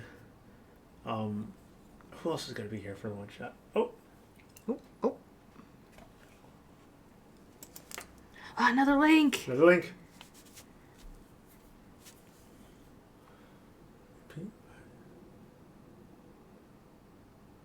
What's happening here? It's a bot. It's called Sidekick. So 5d6 K3, comma 6. K3. Oh, for stats. That's nice. And all of a sudden, just it's there. That is cool. What I do for stats, and there's no wrong way to roll stats. So as long as you're using a rule that you and your friends are comfortable with, then that's the way you roll stats. I like to use point buy. I use the point buy system in D&D Beyond, and there's a lot of other point buy systems online. I feel, and it's just my opinion, it's not the rule, it's not the law, it's just what I like. I feel that it puts everyone on an even playing field, and it gives player characters more room to grow, and you don't have characters, even though rolling low stats and rolling high stats, it doesn't ruin the game, right? But it brings everything a little more even keel across all the characters. And I like that, because I want all characters to feel like they're contributing an equal amount. Meaning if a character is too low on stats, while the role-playing may be fun, the actual ability checks and everything might not be working out so great. They might feel like they're bringing the party down. I've had that happen before. Or someone whose stats are so high that they're just wrecking everything, and they become the pillar of all the stuff that needs to be done, and they become kind of the focal point unintentionally. Those are extremes, right? That's not the rule. There's ways that could work as well. Again, what I'm saying is not rule. But because if I do point buy, it tends to automatically set an even tone, a solid foundation that everyone starts on to build up from. So I like running games where everyone contributes their part, and the party together really is what makes everything go forward. I like to improve staggered stats. Improve staggered stats? Staggered stats, you say? Okay, so I think it's what you're talking about here. Like this person rolled 16, 15, 10, 15, 15. 12, 15, I should say. Good roll. Yeah. I remember once back in the day, back during 2nd edition D&D, Advanced D&D, I had a ninja scion. The rules back then said if you wanted to be a scion and multi-class as something else, you had to have at least 17 or 18 in the primary stats for both classes in order to do that. And I was there with my younger sister, go to start her campaign, and I had my dice, my D6s, and I rolled everything in front of her. And everything was almost all 6s with a spattering of 5s. Wow. It was ridiculously good. My character was just this munchkin. And at the time I enjoyed the character, but in hindsight there's a lot of things in my youth what I guess I would have done differently for more narrative. While that character is still fun and still canon and still gives me fun memories, I want to avoid that much power in one character. Yeah. Because that was a bit much. Dungeon Dudes is another good channel I watch. Not as frequently as I should.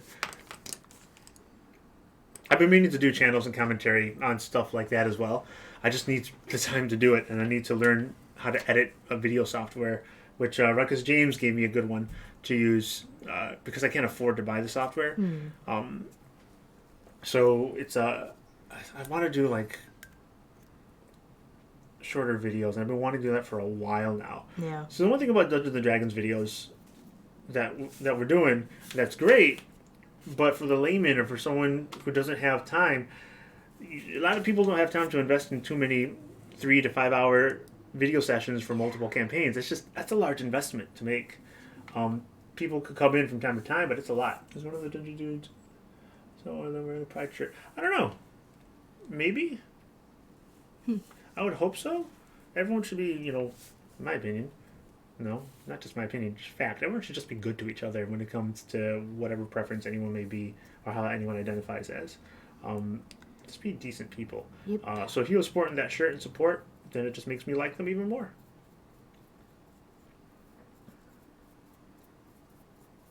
Yeah, that is not opinion. That is just hardcore fact. Mm-hmm. If you hate on LGBT, then you need to reassess your values and try to become a more understanding individual. Agreed.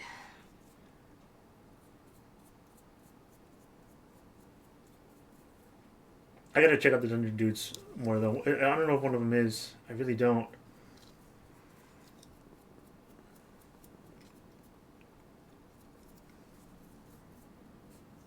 Yeah, that's good.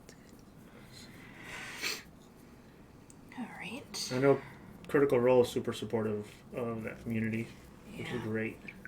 Having such a big voice like that being a positive influence in the community.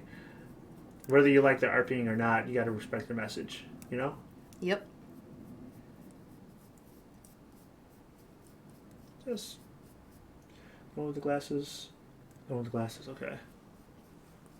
Hmm? One with the glasses. Which one's one with the glasses? I know the one with they both have beards. One shaved the beard off. The one always has the cap on, and the other one usually isn't wearing a cap. I think. See, I don't watch them enough. I can't say. Plus, my old man brain forgets things so easily.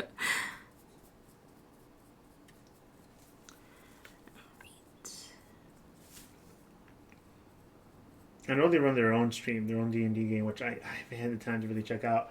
The thinner one?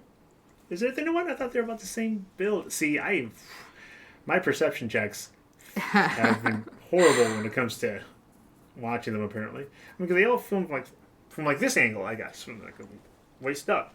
So I guess you could tell from. I mean, you could tell I'm scrawny from the arm, but it's yeah. I don't know which one's the thinner one.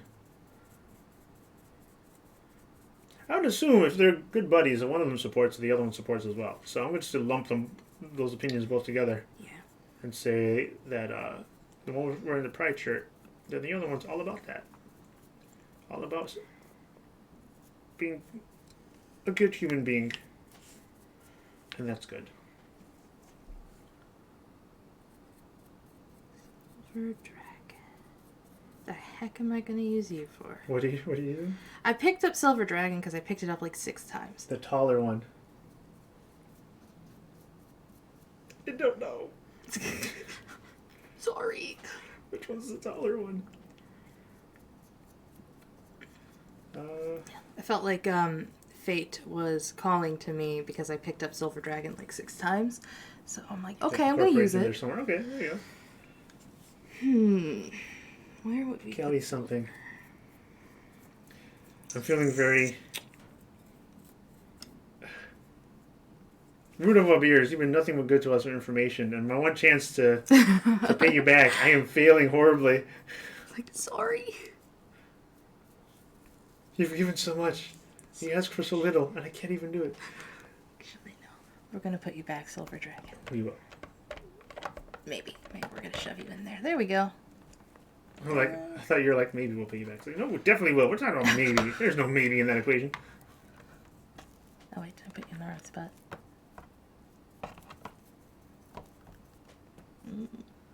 No, yes. Yes, I did.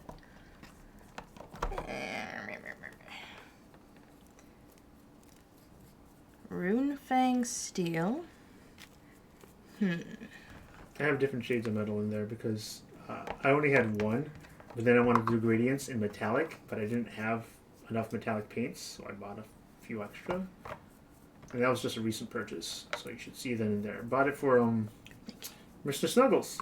Mr. Snuggles! The Mr. Snuggles in the Moon Knights campaign that I run is the polar bear that belongs to Kazarok, the Goliath barbarian. Mr. Snuggles is a lover, not a fighter.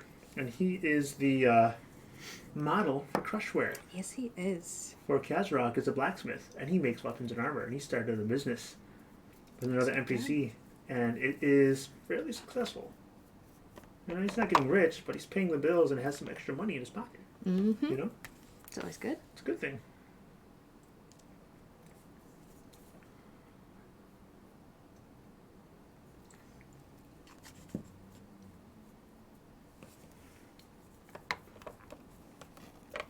I'm gonna look up the Dungeon Dudes though, because I want an answer for.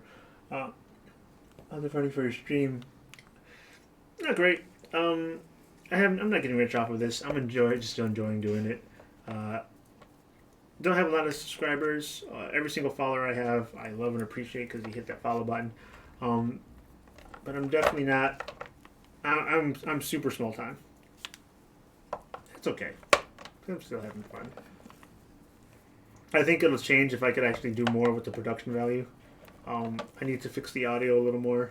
I would like to have a different camera angle on the players because the one looking at the entire table kind of makes it difficult for the people in the back. Yeah. So I'd like to have another camera. Different things. definitely want to do something about the audio as well. But I don't know what I want to do more, the second camera or the audio. Time to change up brushes, I think.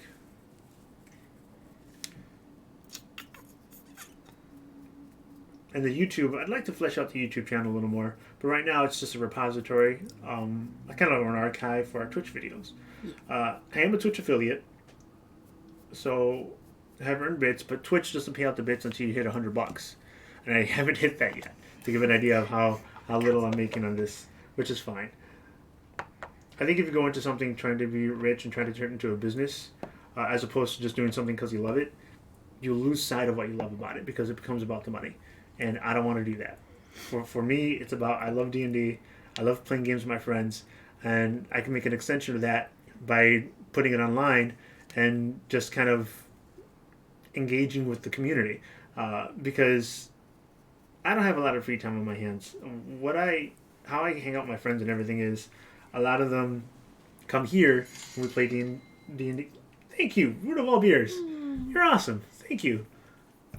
But yeah, I don't go out to bars. I don't go out to clubs. I've never been that kind of guy anyway to begin with. I'm the quintessential stay-at-home video game nerd. But I have two beautiful kids, two wonderful children. Both are on the autism spectrum. They both have autism, so they take a lot more TLC, which I'm more than happy to give. But that also limits my time for other things, which I'm okay with. When it comes to the decision between video games and D&D or my children, guess what? Easy choice, my children. But then D&D and everything else takes a side, kind of goes by the wayside. So in order to still see my friends, because I can't go out very much, D&D at my place. They come here. And then I could still, usually after my kids are in bed, or they're at their grandma's. Then, like right now, they're at their grandma's. This is their day to visit grandma. So at home, I'll get chores done, or I'll play D&D with my buddies, and I'll still interact with my friends, and I have a great time. And I love the pride flag on those 40 bits. Awesome. Nice. All right. So, do it for the love of it. And the money will come. And if the money doesn't come, guess what? I'm still happy because I still love it. So it's okay.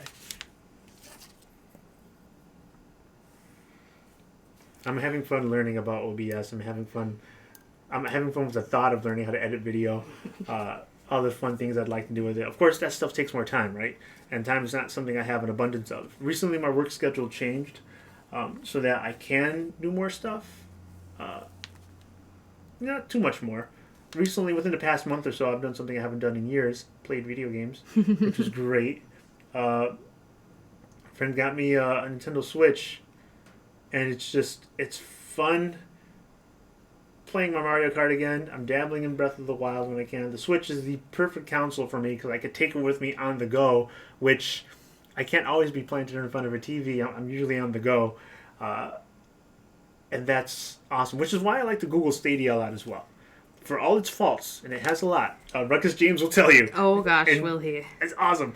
His critiques are on point, but they're harsh. It's harsh but fair. Yeah. That's the best way I could describe it. But anyway, Google Stadia screwed up launch and everything. But the premise is this. The premise is something that caters to me a lot.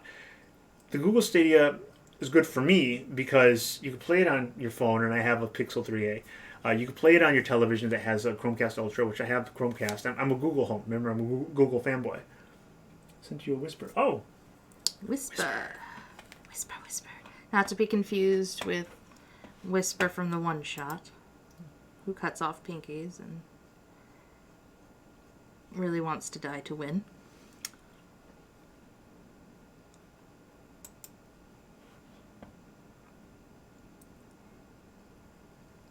Yeah, this is a good color for that.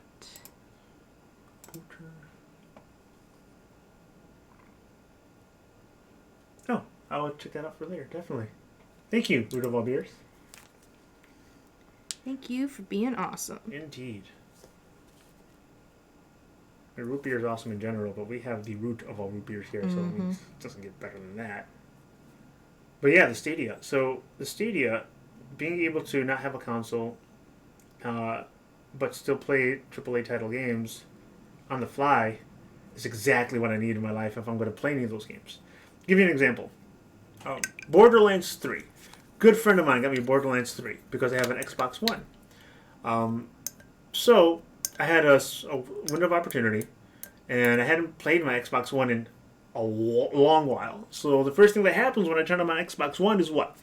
Got to update. It's like, well, crap. All right, I don't have a lot of time. How much is the update? How many gigs is that? How long is it going to go? All right, so day 1, gone. Day 2, the update on the system is done. Great, putting the disc in. Let's play. Can't play off the disc. Got to download it and install it. To do that, I have to make space on my Xbox One, which I haven't futzed with it in so long. So I move stuff. Pardon me. I move stuff around. I make the space, and it's installing. It's going to take some time. By the time all that got done, day 2 to play for me was gone. Day 3 to play. All right, it's in there. Let's play. Nope. Game has to update. Okay. I had like maybe 15, 20 minutes. I was going to futz around, maybe make a character, do something small, but instead, it's updating. Let me do something else instead in the house while it's updating. So on day 4, I'm finally playing Borderlands 3. 4 days later, after trying to play, I'm playing it.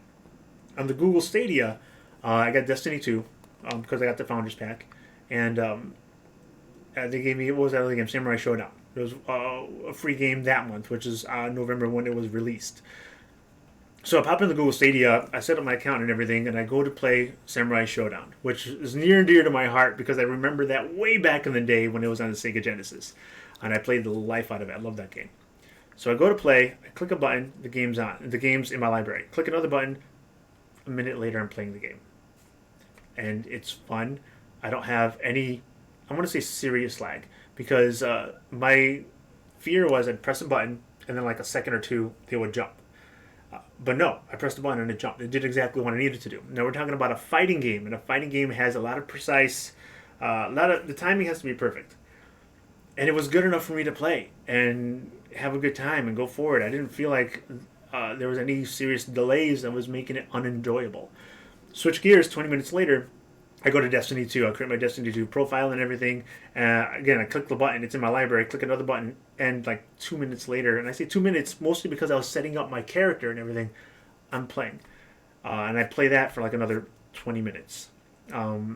So in 40 minutes, I was able to have a good time playing 2 games very quickly without having to download, install, or anything, mess with a console, move a disc. I literally sat on my couch, pressed the button on the controller, and it popped up on my Chromecast, and I went for it. That's kind of what I need. There's an article that came out talking about Destiny 2 where those who are on the Stadia were able to play the new download, the new content, or whatever it is. I'm not a huge Destiny 2 guy. I never delved deep into the raids or anything. I just had fun playing here and there because I never had a lot of time. And a lot of people who are on Stadia were playing right away because all the updates, they don't have to wait for updates. It's just there. You hop in and you play. Mm-hmm. And then anyone who had the console version had to update it, which is something they know, they've done, but they didn't realize how much. But it made you realize how much nicer the streaming, the online streaming version of video gaming is, has a leg up on the console one in terms of that, at least I should say. So the concept of the Stadia is great. Now where they fail is in a lot of other places. They weren't honest with what they were able to do with the Stadia in the beginning or what they were going to release with. Right, chickens? You thought I was in my late 20s. No, I am much, much older than that. Thank you, though. Yeah, I have 2 kids, 2 wonderful little children. Love them to death. They are fantastic. They are fantastic. My son is a little genius. Again, he's autistic, but he was reading and writing before the age of 3. He taught himself cursive at 5 years old. He taught himself cursive. He just saw cursive, like, I want to do that, and he's just started practicing. Yeah, he's a genius. When he was at the preschool, they were introducing him to everything, introducing him to the class. Class was spelling cat, dog, 3-letter words. He spelled Disney Animation Studios. He spelled, I don't even know how to spell xylophone. He spelled it. He spelled xylophone because he just loves words. Which, and he has a photographic memory for it as well. So, the one thing that was kind of funny, and I'm glad the teachers had a sense of humor about it, was when he spelled liquor. Because driving to school, there's this liquor store with a big sign that says liquor. And so, and so they thought it was funny, and I had to promise them, I had to assure them, I swear he's not mixing my drinks for me. It's just not, no. That's pretty funny. The 3-year-old, because he was 3 at the time when he did that, the 3-year-old is not doing that. So that was funny. The teacher thought it was hilarious. But yeah, no, I'm definitely not in my late 20s. You probably can't see it on camera, but I do have gray in this beard.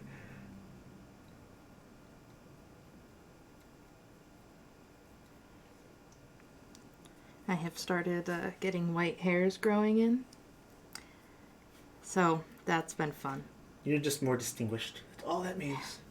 I mean, it's doing it in like a pattern that reminds me of like X-Men Rogue. So I'm like, if you do that, I'll keep you. That's cool. I won't dye my hair. Elbows on the table. See, elbows on the table is rude when you're eating, but perfect when you're miniature painting. So I gotta remember that. Or if you're my grandma, it's rude all the time. It's rude all the time. But Grandma, I'm painting miniatures. Stop it. Like, no. No.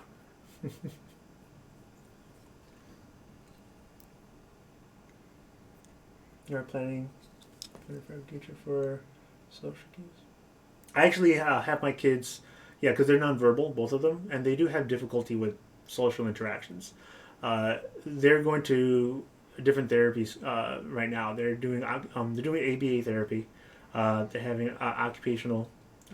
My son's big hurdle is not his speech so much, but we call it's speech therapy by title, but really it's nutrition therapy, because one of his little backstory. So, for those who might not know about autism, they call it the autism spectrum, because really, when it comes to the symptoms or how it manifests, really covers a wide spectrum of different things. For my son, one of those things is textures. Textures are very scary for him. For a while, he wouldn't step on grass. He still has difficulty with snow, stepping in snow, but he's getting better with it. He has difficulty touching certain things, or he had. What makes it difficult is that food comes in a lot of scary textures. It's like the gay spectrums. Oh, gay spectrums. Well, I never heard the term gay spectrums before. You have to educate me on that. I'd like to learn more about that. But for my son, because food comes in different textures, he was scared to graduate to foods that weren't pureed, like the Gerber foods. Getting him to graduate from like the Gerber cereal to oatmeal, like regular oatmeal, Quaker Oats with the dehydrated like blueberries and strawberries. Huge hurdle for him that I'm very proud he was able to do. But it's limiting what he's able to eat. Plus, he's also really fixated with routines. So once he starts developing a routine, breaking him out of it is difficult. So he's developed some food routines. But certainly, it's actually LGBT spectrum. Okay, spectrum for short. Okay. Right on. Gotcha. Like the LGBT, like lesbian, gay. Gotcha. All right. Right on. Right on. But yeah, so my son right now, he is, because he's been eating puree foods for so long, and he's nonverbal, so he has difficulty understanding some of the things we're telling him. He doesn't know how to chew his food, because he's never had to before, because he's been scared of crunchy foods. We're talking about an aversion to different texture foods, where if I were to put like a bowl of crackers in front of him, if he was like 2 years old, he would look at the bowl of crackers and have an anxiety attack. That's a food I should put in my mouth, but just the thought of that, or something about that bowl of crackers, or hard food or crunchy foods, literally scared him, and he would start crying and trying to push the bowl away from him like it was the worst fear of his life. To being able to pick up the chip, touch his tongue to it, and play with it a little more, like veggie straws. So he's making strides, but it's still difficult in some instances. For example, he won't drink anything unless it's in a specific cup and unless it's a warm milk, which makes it difficult for to be hydrated, right? You have to drink water. Yeah. He won't touch water. He won't touch juice. He won't, nothing. And we tried breaking him out of that, but whenever he tastes anything that's not warm milk out of his cup, then he regresses. He won't trust anything in the cup anymore, and it takes like a few days before he even drinks the warm milk again. So one, we have to get him out of that routine with that cup. And two, we have to get him into other things that help hydrate him other than just milk. We can't just give him milk all the time, because that's not healthy. But he, fortunately, loves applesauce. So we buy him an all-natural, applesauce, organic applesauce, water down the milk. Tried that. I've tried that. And then he didn't like it at all. We tried sneaking Pedialyte and different things into the milk to help change it up. the moment he tastes something's off with his warm milk, that he's already kind of had a laser bead on what it should be, pushes it aside and doesn't want to touch it. And then if we try to introduce him to it, he cries and he freaks out. He doesn't want to drink it. So we're trying to teach him that it's okay to try different things. The therapists he's working with are amazing, and they're able to communicate with them, and they've brought him along so much. Mom and dad are doing the best, but having a great therapist are helping a lot as well. Yeah. He is 5 years old. He is 5 years old. You actually could see him on my Twitter profile currently. He shares my profile. His big ol' awesome smile.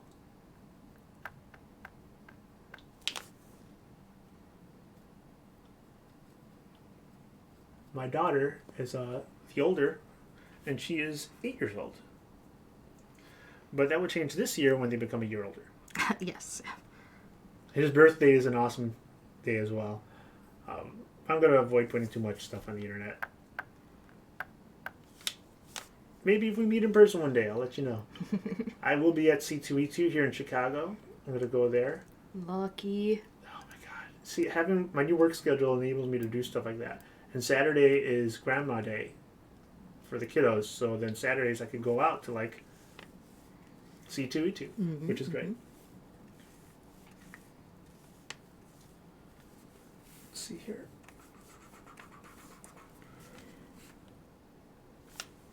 Live in SoCal. It's kind of a walk from there. Yeah. Just a bit. Just a bit of a walk.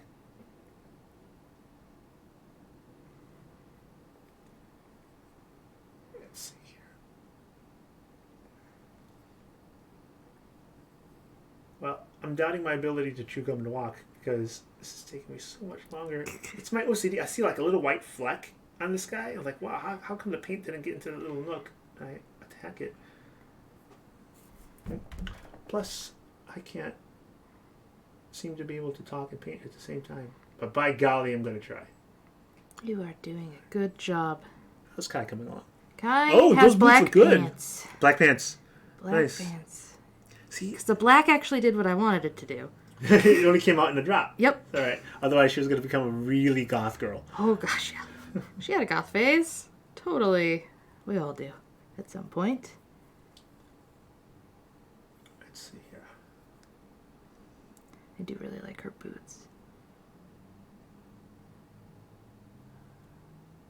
Boots without the fur.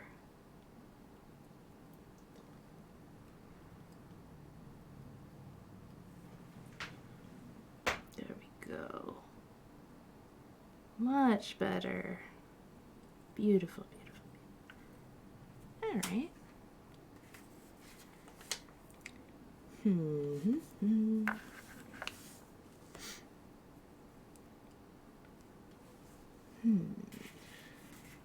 Literally, after the stream is done, I'm going to go online and get those paint turkey baster thingies. There's a proper term for it. You called it by the proper name, Root of All Beers, but I can't remember anything.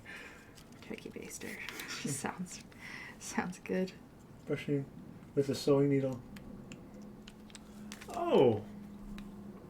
Dry brushing with a sewing needle? Pipettes. Right, pipettes. That's what they were called. Thank you. Yes, Dry turkey brushing with a basters. sewing needle. How does that work? I've never heard of that. I'm intrigued. I want to subscribe to your newsletter. Please. I'm going to have to look that up. Dry brushing with a sewing needle. I can imagine. I mean, I've heard about people using a needle just like put the dot of people in a miniature's eyes. But dry brushing with them, that seems like a whole different world of Possibilities. I was like, yeah, possibilities. There we go. Okay. I think I'm just about done with this guy. Or gal, because this is not. So this is the girl, Russ Munson.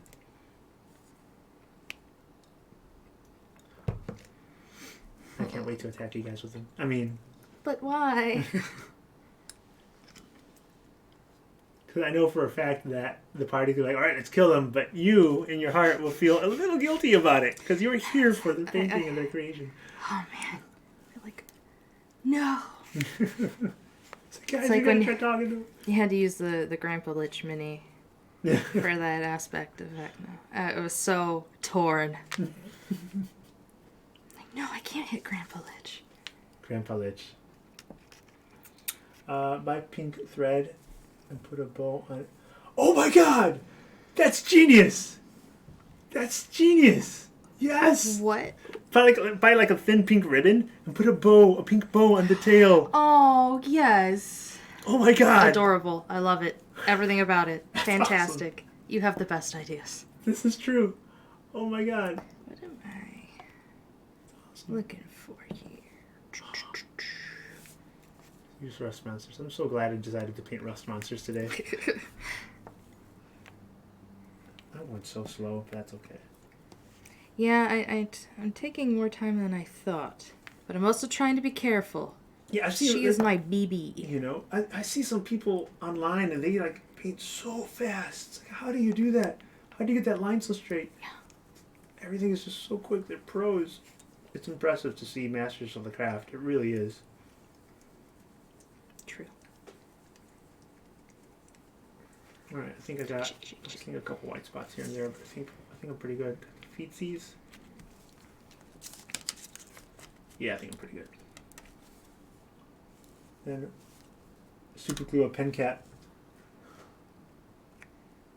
I could probably like find somewhere in some Warhammer thing a red helmet somewhere or cap that I could put on the rust monster. Like the rust monster was eating everything, but this cap somehow was just fixated with and decides to wear it instead. I like this. It's mine now. A blue one. Okay.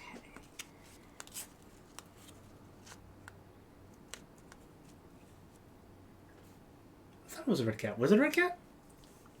So blue jeans on Yakko. I think it's blue shirt. red. It was a blue shirt and red cap. Yeah. But I want to just use blue for the jeans on Yakko. Yeah. So the leg's going to have some kind of translucent blue on it. And then red for the cap. Some kind of cap on Wacko.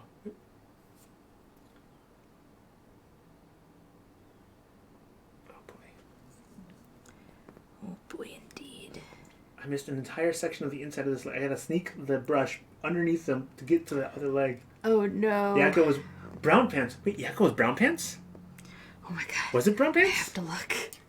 I thought it was blue pants. Oh yeah, because the blue shirt. Hang on. Yeah.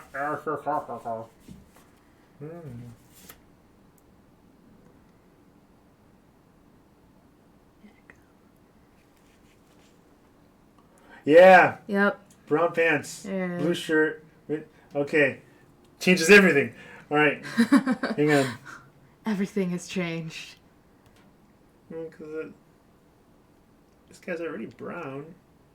But I guess I can make a different kind of reddish brown because his nose is red. I gotta figure something out. I'll make it work. I'll find out. I'll find a way. Anyway, this one's done. Nice. Alright. Oh, we have another link. Woo! More links! Just keep tacking them on there.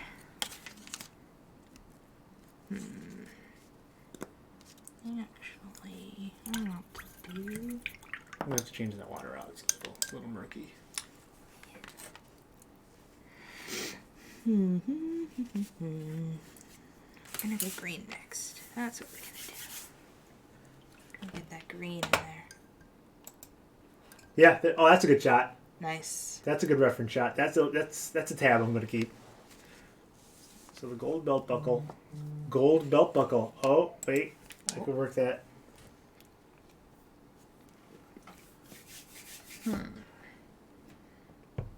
4:48 already. Man, I'm starving. I have to think about food. So we'll probably cut this stream at around another 5:30 Central Time. So it's 4:48 right now. So like in another 45 minutes. Definitely not going to be done painting these three guys. But really happy that I got them colored at least one color. I think I am gonna yeah. fade wild emeralds instead. Alright. Beep. So I want to paint them all similarly. So I need to add another layer to this. I want to see the highlights should be. Those are the big scales.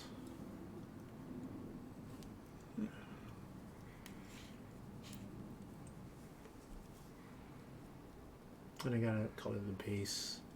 Which I'm probably just gonna do basic gray, nothing fancy.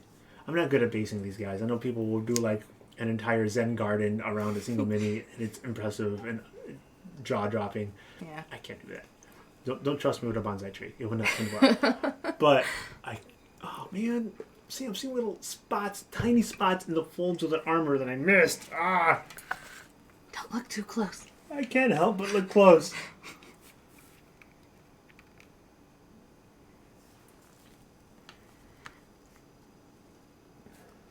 There. Oh wait, there's another spot. Oh my god.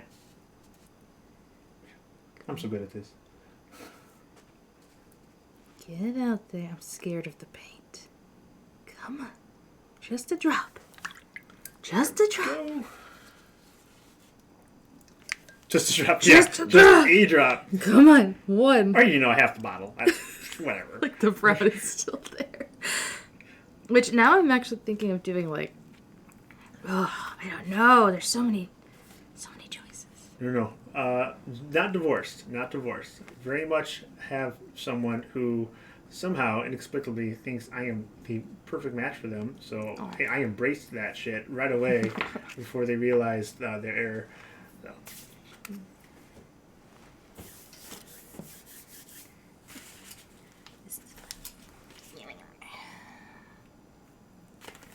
Okay, where do I want this green? All painty fingered. Alright. Now I have to think. The other shade of brown I'm going to put on here that's a little lighter. This is the red. Cold red. It's kind of a dark.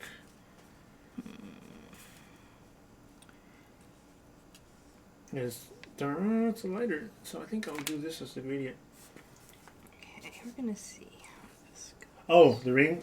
See, I used to always wear it when I go out, but it's like a heavy ring. So when I'm at home, I used to not wearing it because my kids, when I play with them or I hold them, they tend to bonk their heads on my ring a lot. Oh. So I'm so used to not wearing it, especially when I'm working on something like paints that I don't wear it at home. My wife doesn't either because her ring has gotten so scuffed and abused. I have the tungsten carbide, which could take some abuse. I got it for that reason alone. I could like beat it against a steel sheet and nothing's going to happen to it.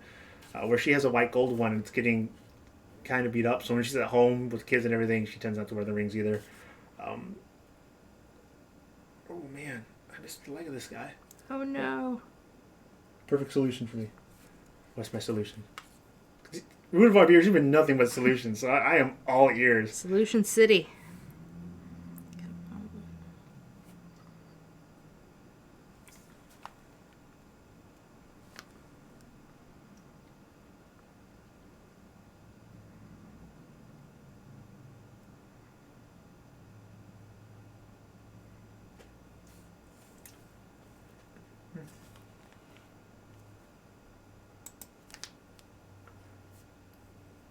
Oh my god, they have silicone wedding bands? I can wear this. That's freaking great! I'm not allergic to silicone wedding bands. What? Really? So I can have that on when I'm like doing dishes and whatnot at home and everything. And no, the big thing is the kids, because they'll just like I'll hold their head and then I can feel it's not good. Especially Alejandro, he really doesn't like when we're like roughhousing and playing. Yeah. And the ring comes into play. Like, big no.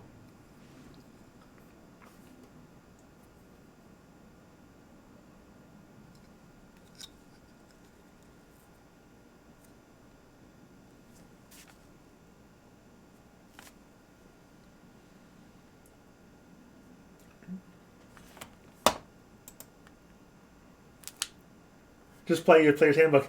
Found one with good ventilation, which being silicone, yeah, it's a good idea. Just save like $300 on the wedding rings.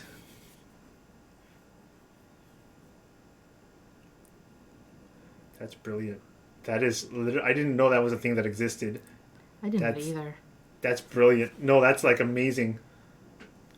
See, the way I got the tungsten carbide because it was practical. I tend to be a practical guy. Yeah. So the thought of getting like a gold or a platinum ring that's going to get just ruined because I'm supposed to wear it every day, right? Which I do when I'm out of the home. But it just tungsten carbide won't get abused, but at home it wasn't practical. So it's sitting. I have like this little statue of an eagle, and it's in the claw of the eagle. That's its holding place. So Nice. it's pretty epic. But now with the silicone ring, I can just swap when I come home. I just swap it out. Oh, I can have. That's pretty cool.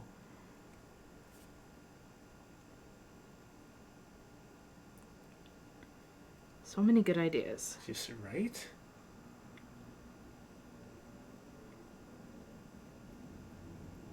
I think I got all the mix in this guy. See, I picked it up and I was supposed to start on another thing, but I ended up touching up all the flaws. This store?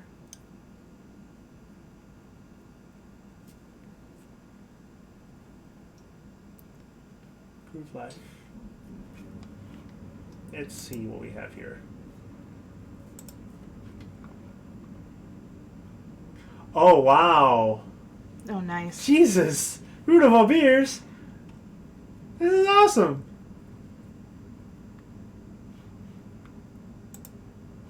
The vented, so I see what you mean by vented. It's a little groove on the inside so airflow can still go. I don't need sports ones. I mean, people tell me I look like Aaron Rodgers. But I live in Chicago, so that's not a good look for me. No, you're right.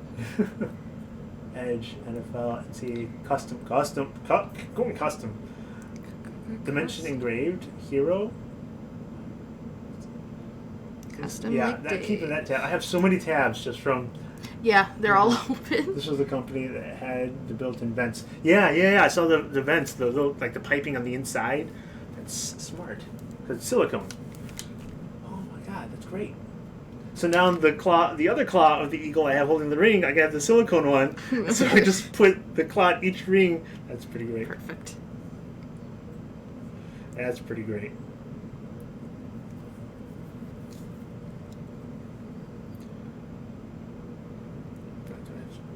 It's clean. All right. I'm scared. Putting the other layer. See what the other color I should. Not dwarven bronze. Let's see here. Wait. That's the solution for the brown pants for Yakko. Dwarven bronze. That's why I was sitting there. Dwarven bronze legs. Perfect. Look at that. Put the Rhinox hide back now. Not anymore.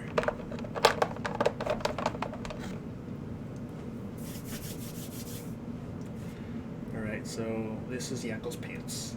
So I had the blue. I was wrong. So I'm going to have to actually do a little blue on the body for Wacko. So I'll do the scales highlighted. Just a slight blue tinge. And then I will do red, probably for the antennas. If I can find a little cap, I swear to God, I'll glue it on there. But short of that, doing red, like... The antennas work, the yeah. antennas, yeah.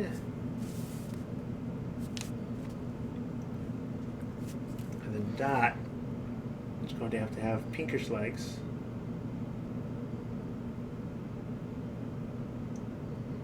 And a pink bow at the end of the... I can see the perfect spot to tie it to. There's that little... right there. If you can see it. Oh, hang on. Itty bitty. Yeah, itty bitty. So the tail kind of fans out. So that's a perfect little spot to catch the bow right there underneath the delta wing, I guess you could say. I could tie a little bow there. Someone's going to Michael's today. All right. Well, if I have time, which I probably don't. Okay, I have to prepare the one shot, Oh, which the is one gonna shot. be great. I am excited. Let's see. So bronze legs. Paint them with the plates first. We'll do that. I don't want to hit the legs, and then I want to get the highlights and then put the bronze over that. Which is why that store has a women's section for your wife. Yeah, I saw that. Leopard print.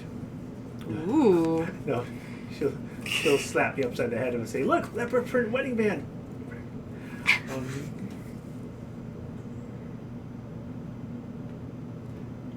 just noticed they have camo rings.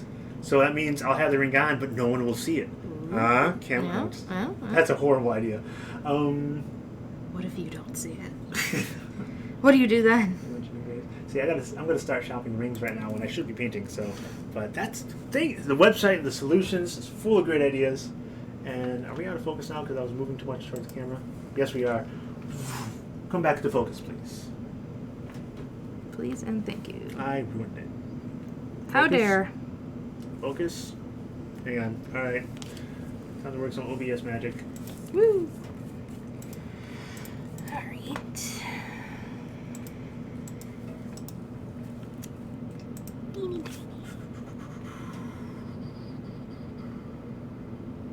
Configure video.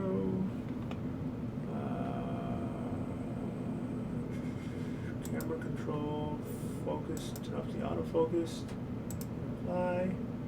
Turn the autofocus back on. Apply. Okay. Come on. And now? Yeah. Well, it'll do. It'll do for now. We're professionals. 100%. Okay, what do we got going on under here? Is that a belt? No, that's not a belt. I'm so scared to apply more paint. Alright. Let's so I'm gonna do a highlight. Let's see what you got going on over here with the browns. Where did where did I put it? Did I put it back? Probably did. Which is a good place to put it. Oh,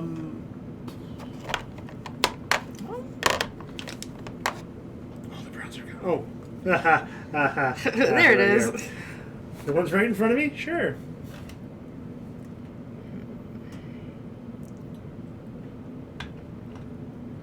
Almost out of control. Oh no. Okay. Look at that one. That's something a little more. I think Kobo Red will I'm do. gonna bring the silver dragon back. Yeah. When she comes back, we're going to look at that shop. Definitely. Good. Thank you.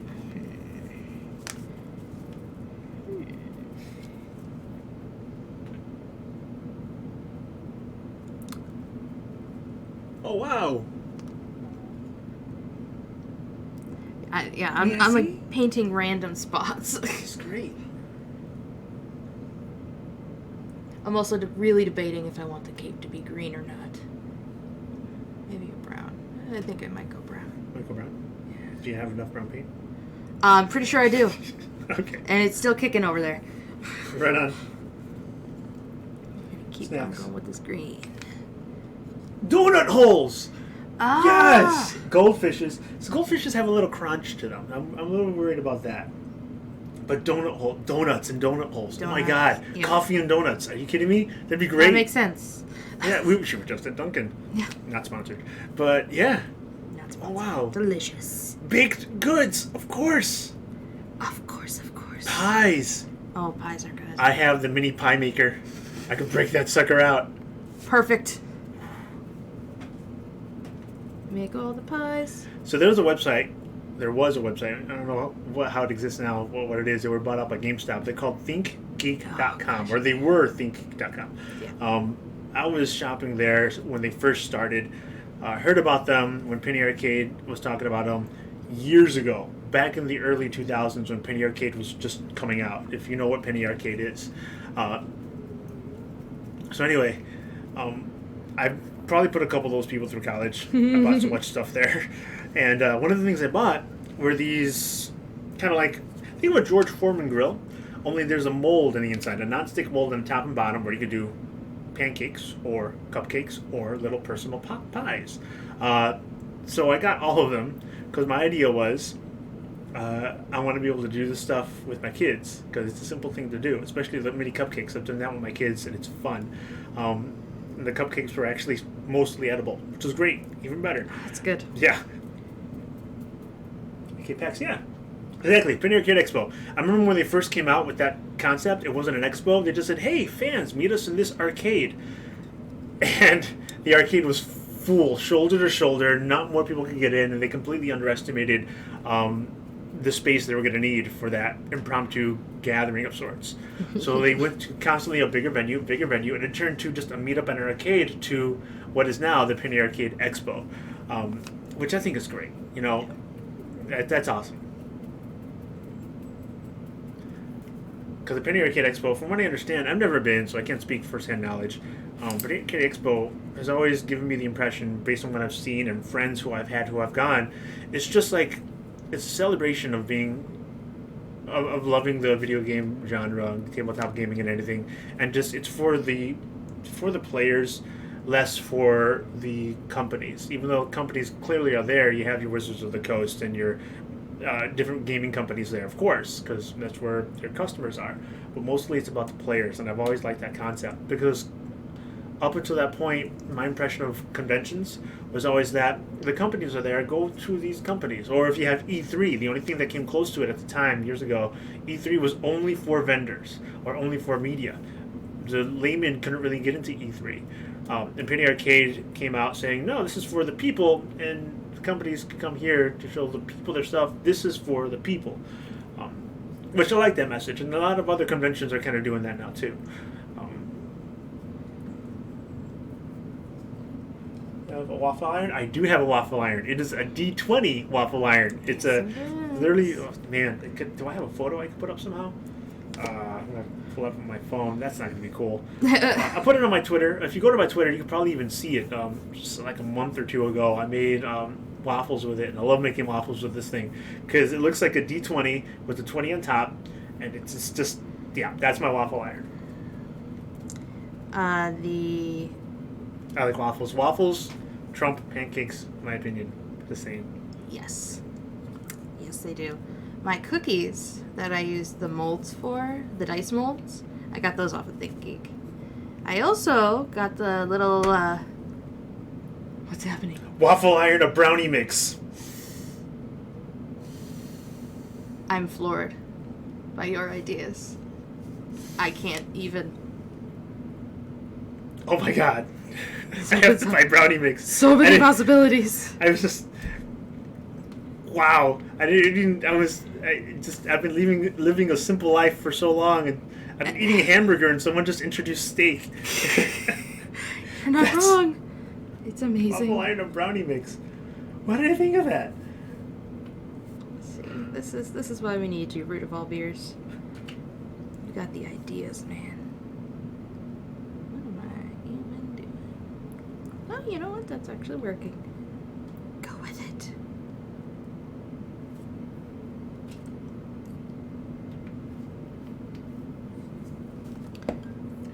Okay, sure.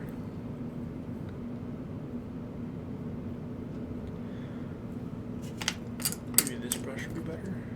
This. No, a little more control. This one has more of the size I want. Yeah, it's better. Don't get me wrong, I like a good pancake, but waffles come with those individual nooks and crannies that hug the syrup for you. It just makes eating them so much better. I agree. With the pancakes, it just kind of slides off. Yeah, I also got the little D20 cake molds from there. That was fun. Trying to figure out how to use them at first was definitely an experience. I got cake mix everywhere in the oven. But you know, I don't know.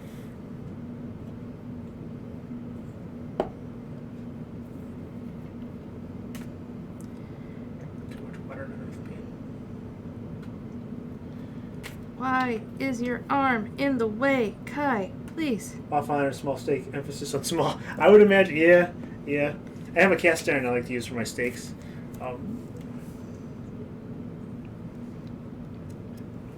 When it comes to steaks, I've been seeing a lot of people like swear by a sous vide, like the boiling water method. Over time.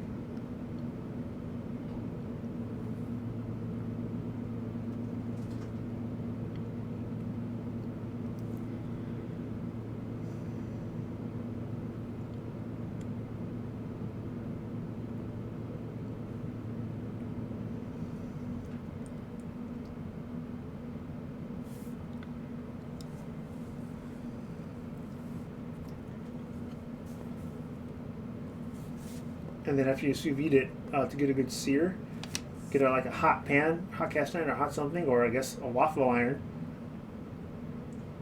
Yeah, you did blow my mind with the brownies. That was pretty awesome. I'm gonna try that with my kids.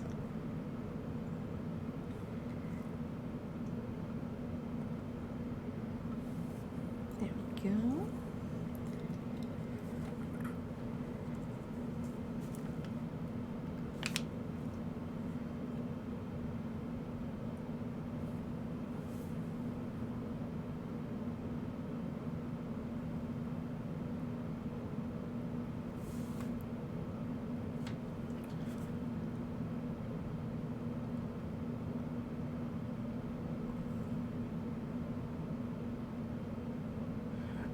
He's recently actually graduated to eating like breads. He'll have like a bite or two. We take a little piece, like a little tuft of it, and he'll put it in his mouth and he'll kind of chew it because it breaks down and gets really soft, right? But it starts as a spongy salad. So he'll eat like a bit of muffin top of a muffin, or like Hawaiian bread is a thing that we recently started doing. And he groks it, but he doesn't really grok it. He does it. He understands that he has to eat, and he's trying to chew.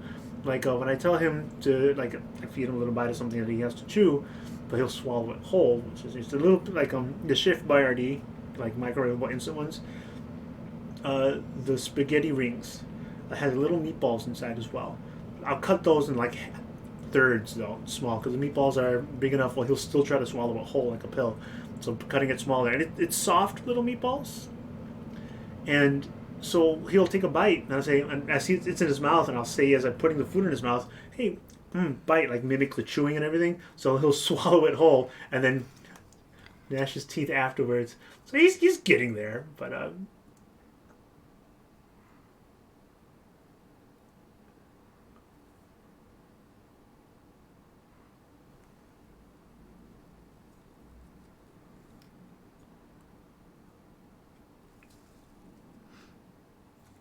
think the brownie mix he would like, just because if he's involved with the process to make it, he might be more inclined to actually try it.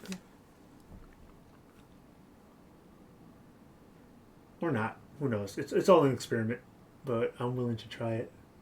I know my daughter would love it. Oh my god, she just loves chocolate. Give her chocolate and anything. If she knows there's chocolate in a cabinet somewhere, she'll get into that cabinet and that chocolate will be gone. But can you blame her? No. I completely understand.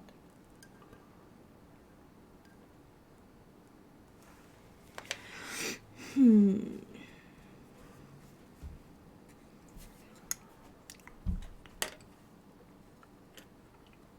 you got the highlight on the scales going. The more Ooh, as they get lighter and lighter. I like. Thank you.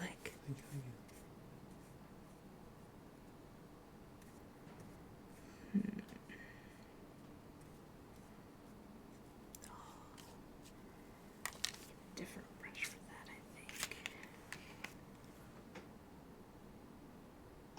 Yes. Okay, I'll let that dry for figure out where else I want to put those highlights. I'm gonna put those same highlights on here. The blue, I think I'm just gonna have like a blue wash maybe. I do have a blue wash, but I think it's gonna be a good shortcut to get that on there. Good thinking. All right. Yeah. So what I was talking to my son has the one of his how his autism manifests is with textures. My daughter is with certain sounds. When she was younger, and still kind of now that she's older, one of the things she couldn't stand was hearing this happy birthday song. I don't know why. And even singing a cappella, like if I'm singing a song next to her, she'll say, "Stop, please." It's something we taught her to do instead of like freaking out. And she just can't stand the sound of someone like maybe playing a guitar next to her or things like that. She can't handle it. Something about the sound. She has sound diffusing headphones, so she wears when she goes out because it helps her manage. Because the sound of the world is just too much for her. And water this down a little more. So she can listen to Elsa singing "Let It Go" on a Pixar movie, on a Disney movie, but you can't sing "Let It Go" with her because she can't. Something about that she can't handle. I have a speaker in the living room that I can play music through, but she can't handle that speaker playing the music. But if that same song is playing on a YouTube video on a television set, she's okay with it. When we go to the therapy center, one of the therapy centers we used to go to, we don't go there anymore. Not because they're not good; they were amazing, but we consolidated the therapy somewhere. That's another story for another day. Oh man, too much. Gotta take some of this paint off. But anyway, she would wash her hands after using the restroom. And we're in there helping her, of course. And the automatic towel dispenser, the sound of the motor on the towel dispenser, she couldn't handle. And she knew the sound it makes, and she'd be scared of drying her hands because of that motor.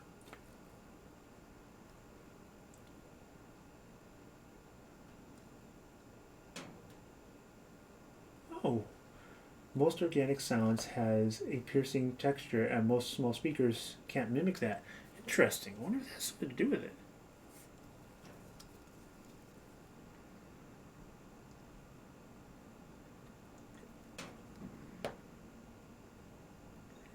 So anyway, one of the things with my kids is that she's sensitive to sound, right?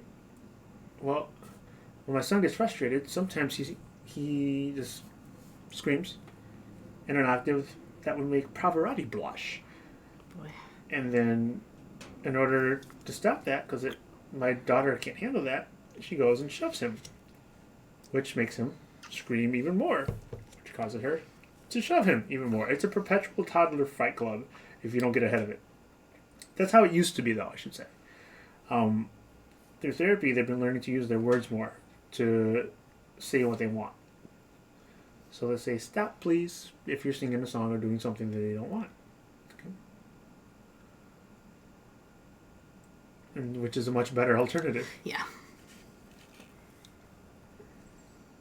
But yeah, I can't, like, someone's playing a guitar, my daughter can't handle it. Instruments, absolutely not. But the thing is, like, there's a drum, like a tiny toddler drum set here in the basement that I got for my kids, much to the dismay of my wife. And my son will play with it. He's not super grokked about it, but he'll play with it. But my daughter can't be down here if he's playing with it, or if anyone's playing with it, because she can't stand the sound of the drums if someone else is playing it. If she's playing the drums, she's okay with it. Which makes it, I'm trying to find out, so I mean, she could handle the sound, just how, I guess, who's creating the sound? I don't know. There's just something else I'm trying to work out.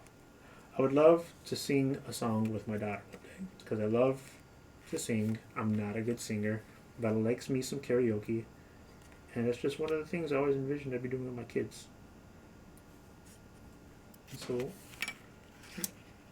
one day.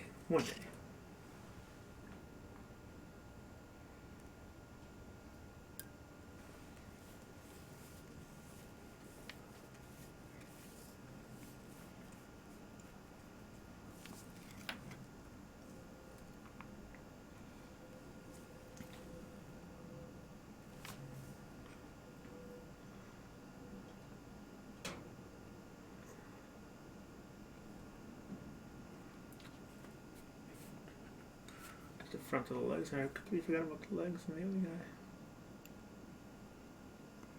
It's a little scale. The side and the front. It's like a shin guard almost on these guys. Nice. Okay. Getting that green in there. Yeah, we have noise canceling headphones for her. We take them with us wherever we go. She has a pair at school. She has a pair in her backpack at all times. She has 2 pairs here at home.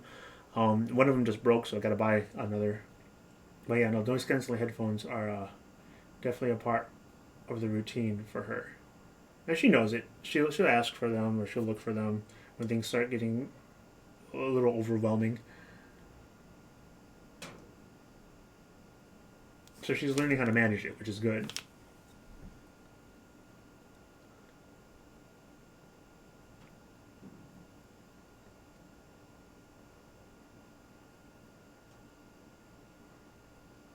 Come on, a little more color there, a little more.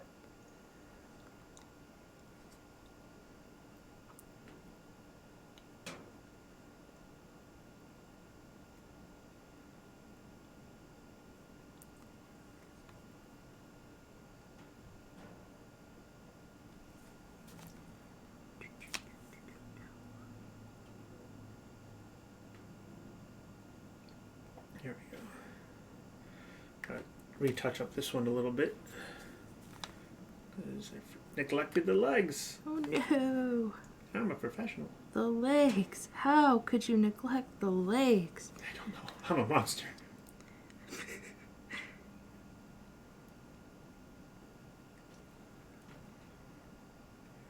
I remember when my daughter and mom went to take a trip in an airplane. Oh, what I would do is introduce a white noise machine as she's sleeping so she could just inside.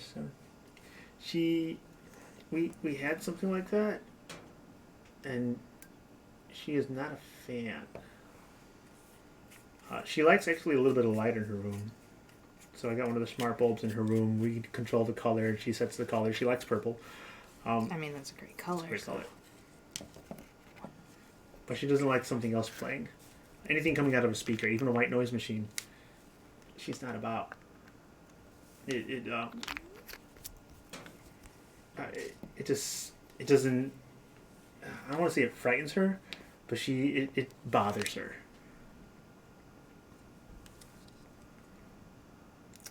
But you're coming up with some good solutions, though. I mean, your head's in the right place. No, she wakes up in the night. She'll wake up at least once or twice at night. Which is another reason why I got the smart bulb. So I could turn off her room light without actually going into her room. Because she'll wake up, because inevitably there'll be toys in her bed. And the next day in the morning when we go to wake her up for school or for therapy. So with the machine, what we had was, it was a stereo that had a lullaby on it. And then she didn't want the lullaby. The white noise machine came up, and when she wakes up at night, which inevitably happens, she doesn't like the machine. I don't know, maybe we'll just have to try harder. You may still have a point there. I mean, not may still, you have a point. Just, I've tried it. Maybe I'm not using it effectively. I don't know.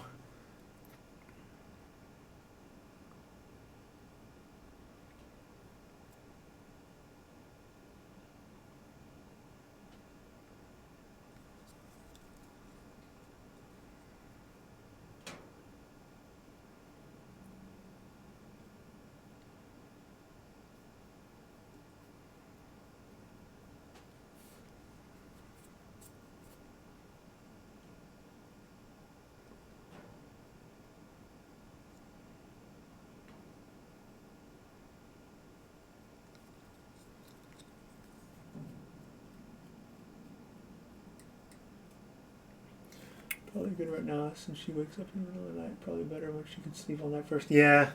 Then it would probably work then. Maybe. Because then she wouldn't realize she's hearing this white noise. When she wakes up, she's already attuned to it, right?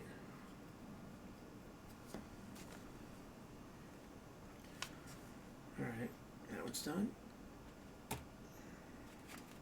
Numero tres. Woohoo.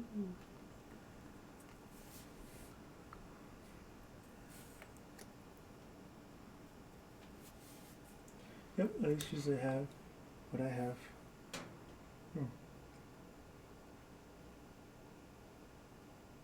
No, I don't want to pry, but whatever you have, I can imagine you're handling it well. Or hopefully you are, or finding methods to work with it. Mm-hmm. I have confidence in your ability to find solutions.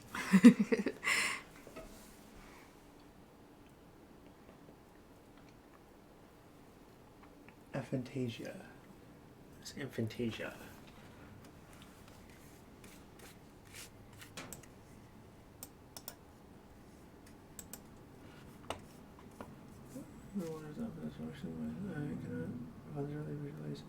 Oh! What is it? So aphantasia is a condition where one does not possess a functioning mind's eye and cannot voluntarily visualize imagery. The phenomenon was first described by Francis Galton in 1880, but has since remained largely unstudied. Oh, largely unstudied. Can you dream with aphantasia? People with aphantasia do dream, but our dreams may be different than more visual dreamers and can often vary with the aphantasia community. Some people dream visually but are unable to do so while awake. Others dream with the knowledge they're doing something or experiencing something but without a visual element. Interesting. A life without mental images, essentially, is another article title. Interesting. There's no way to fix what I got. Oh. Well, I think, this aphantasia aside, so far you've come up with many creative solutions for us here today. So you might not have a mind's eye, but you still have a more creative mind than many people with a mind's eye have. Yep. Agreed. And I would dare to say that makes you more creative than them because you're developing these concepts and ideas and thoughts and solutions without a mind's eye. Mm-hmm.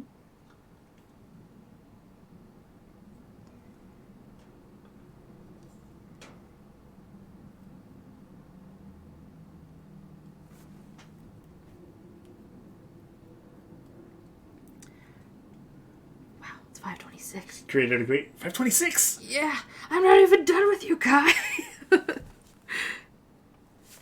Rudolph Beers has created a great TV show concept. Oh.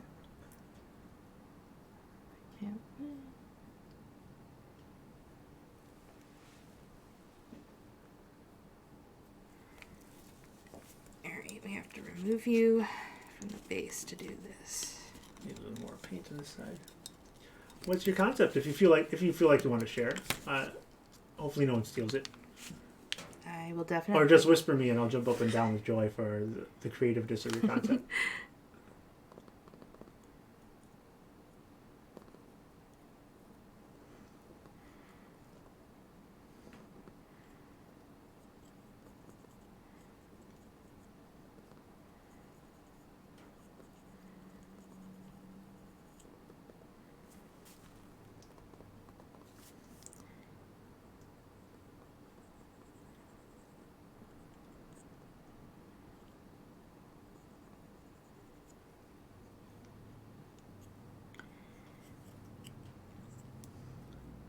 Got so much going on under there, Kai.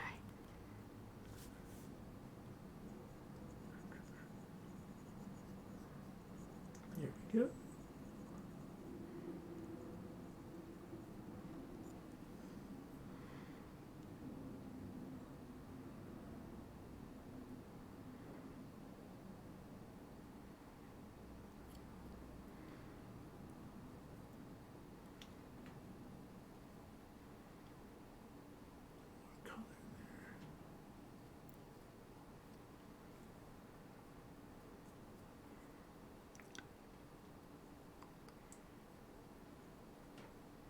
Almost like dry brushing this color on the tail now.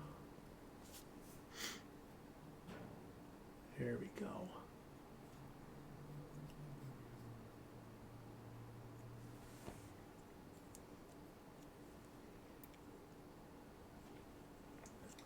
Sentiments to his single-parent father that he likes a person, some points to a girl, and as father turns around, there is no girl in view, only seeing a dude about his son's age. Father now thinks his son just came out of the closet. Comedy ensues.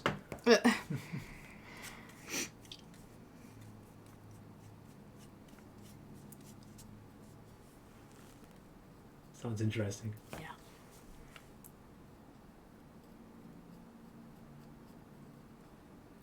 Come on, Kai. Work with me down here. I know you are a mini, and you cannot actually help me. But still. Oh, the face. How can we get the face in this thing?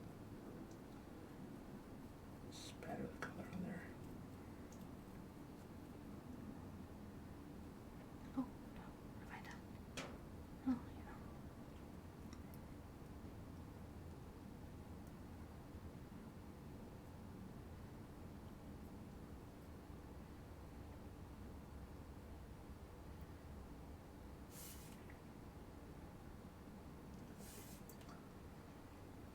I want to get those fins a different color. I might have to do this fins. Anyway, I got a base coat on these guys. I got a little shade on them. We're about running out of time. Stream time. I took way longer to paint her shoes than I thought. Her zapatos. Yeah. But you know, she's coming together.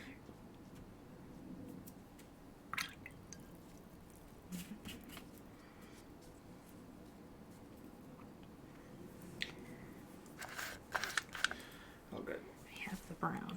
Might as well use it. I think Yakko, Wacko, and Dot are done for today. But the very minimal amount completed in hours. They look good, though. Thank you.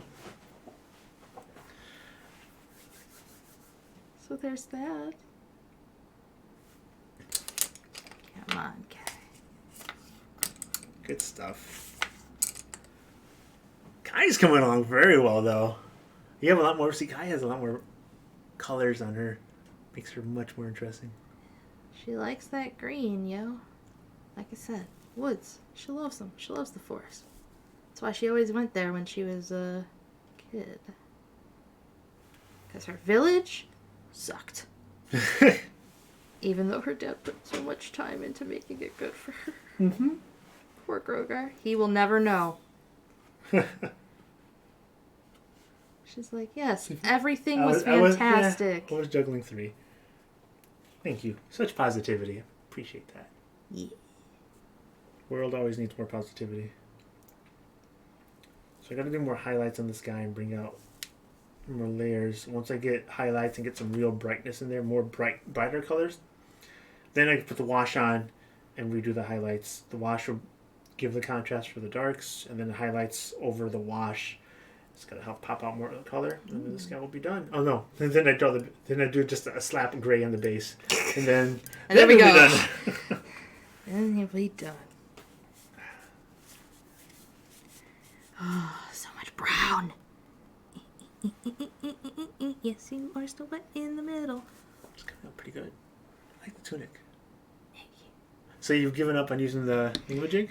I took her out so I could do the bottom with black and just neglected to put her back inside.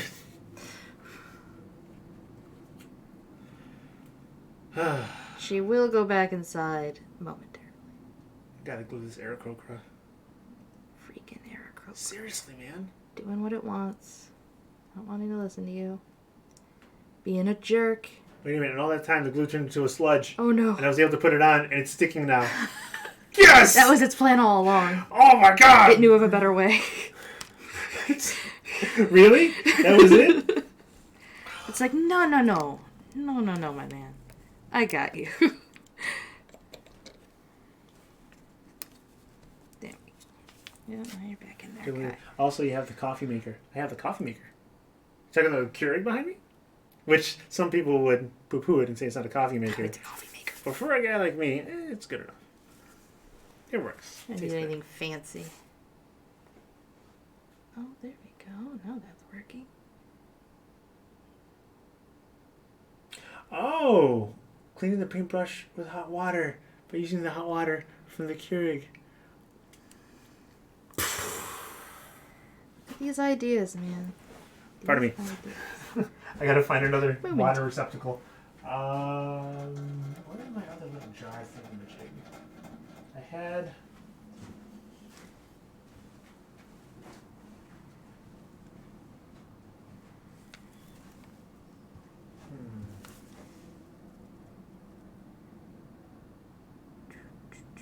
It's here somewhere. I gotta find something that can hold the hot water. But something I don't mind destroying.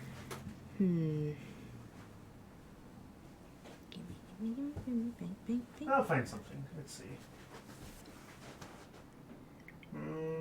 You know what? No, because you're using that. No, you do you. It'd be good. You could take it. Yeah. I'll get to it. Oh no, I should do it now that the brushes are still wet. I don't want to be irresponsible. Right back. BRB. It's the Amateur Painting Kai Hour. I am your host, Jen.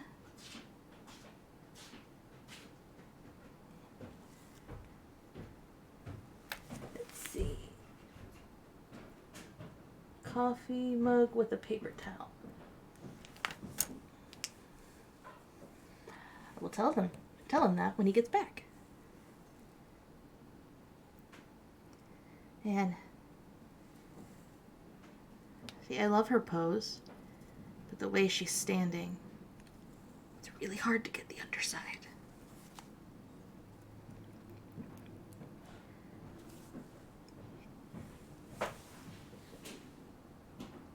Rub on the walls.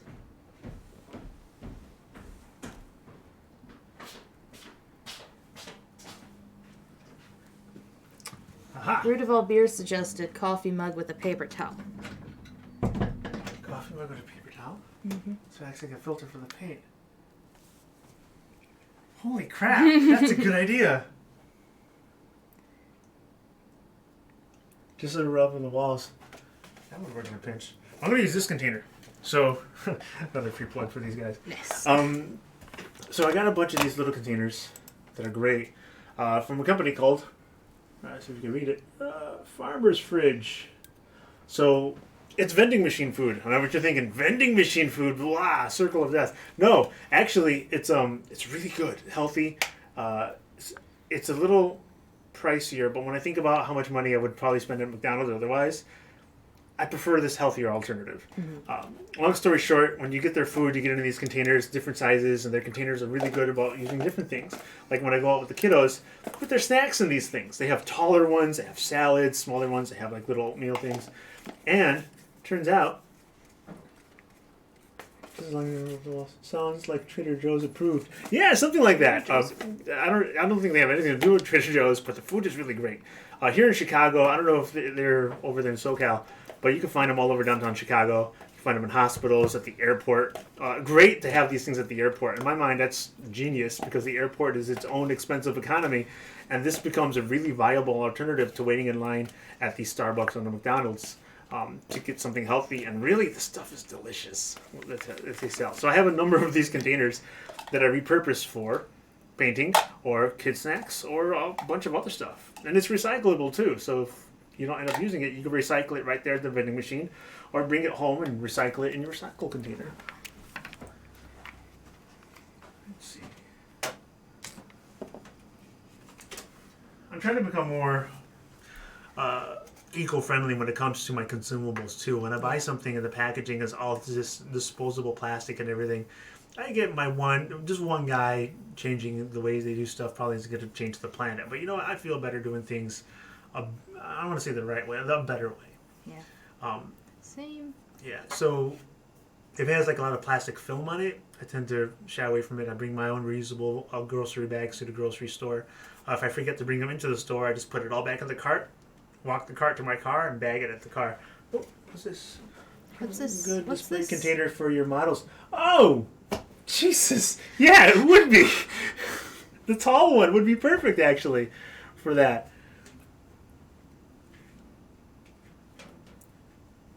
That's actually very true. These ideas, man. Man, oh man. All right. Now we're doing that. Yep.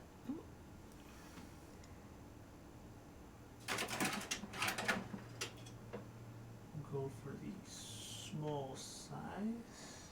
There we go. It is boiling the water as we speak. Woohoo! Another reason why I have this nice little setup back here, because we do a lot of the tabletop gaming at my place, my circle of friends, because this entertainment room was just built for it, for D&D especially. If you ever saw this, all the minis everywhere. But everywhere. Yeah, but board games and everything. So I have this bar behind me that I built with a friend. It already existed here, but it was like a cheap little plywood bar, but serviceable. It worked. So I sanded it down. The bar top was this bar top that went flush with the bar, meaning there was no overhang, right? When you sit at a bar, you could tuck your feet under, and the bar is here, but there's an overhang. There was none. It was perfectly just like a right angle there. And there was a metal trim that was nailed on, so you'd sit at the bar for a drink in tetanus because those nails were old. So we just repurposed the whole thing. I bought another 8 foot by 4 foot plywood, the 3/4 inch thick plywood board, had it cut down to an L shape. A buddy of mine who's better at like woodworking and craftier than I am with putting stuff together, put the trim on there, nailed all that together for me. But I sanded everything down. I put the stain on it. I got the top coat on it. We put it down on top of the bar. I sanded down the entire inside of the bar, painted everything a high gloss white because I wanted the light to reflect because I did install lights there, which I have to redo because it didn't work out so great. Long story short, between the television and all the other stuff down here, it's great for hosting game nights with friends. And that's why I have all this stuff over here. Which is why when the streaming thing came up, we thought, well, just do it here. We'll invite other people to our little gaming room. It is a nice gaming room. Oh, it stopped boiling. Woohoo! Brush cleaning water's done. Perfect.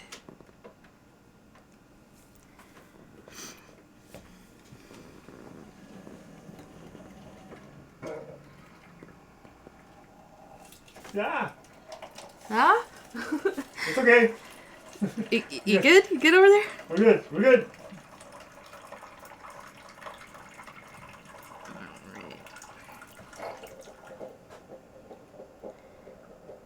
The heck? Oh, it's the paint that caught on my thumb and peeked it out. Yeah, because my thumb had all the paint on it. Yeah. And then the boiling hot water hit my thumb. Oh my And god. then I rubbed my thumb real quick, and the flecks of paint actually went off into the bowl. That's funny. Probably some of my skin too. That's Oh okay. no, that's not good. There we go. I use my Keurig for instant top ramen. That's Yeah. I've used mine for that. yeah. I've survived on ramen. Nothing wrong with that. Nope. See, Keurig. See, I have an electric tea kettle that boils water, but the Keurig has just rendered that obsolete because you never need to boil more water than just for me, right? The tea kettle is good for if I need to boil water for like a small family, which I guess I have a small family, but we don't have True. need For that amount of boiling water. Come on.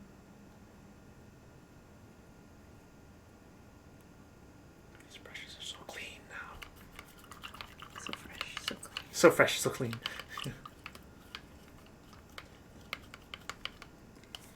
Come on, Kai. Killer Kai.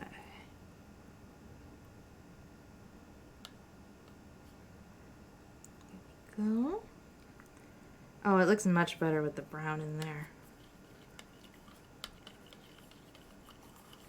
I don't know why I made that little green thing green, but you know, it's staying. 'Cause green. Okay. You're surprised. Oh, the brushes are clean. It is nice. It's getting much cleaner.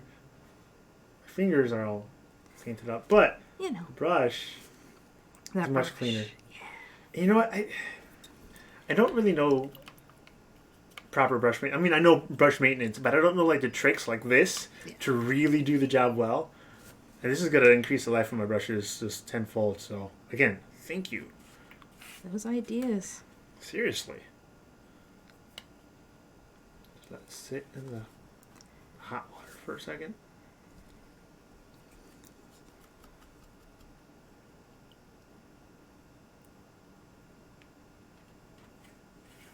Yep. Clean as a whistle. Perfect.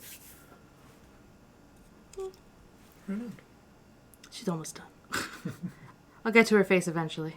Well, we're at 5:44 over here in Chicago, so we gotta kill the stream because we gotta get ready for the one shot. I gotta move the cameras around a little bit. I gotta eat something. 'Cause I'm starving. I'm pretty sure you're hungry too, so we're gonna grab a bite to eat. But root of all beers, and anyone else who just stopped in, even if it was just for 5 seconds, you could have clicked anywhere else, but you decided to click on us for those 5 seconds, and I appreciate that. But root of all beers, you toughed it out through the whole thing, giving us guidance along the way. So much guidance. Thank you for helping these Padawans. Where is your brush container slits? Brush container slits. I feel like you're gonna get hit with the link. Brush container slits? Help. Oh, yeah. I have tons of brush container slits. So many. All over. I can't even walk around here without tripping over at least like, there's a couple of them. right over there. I gotta Google. Let me take a picture. The googly. Thank you. You're the real MVP.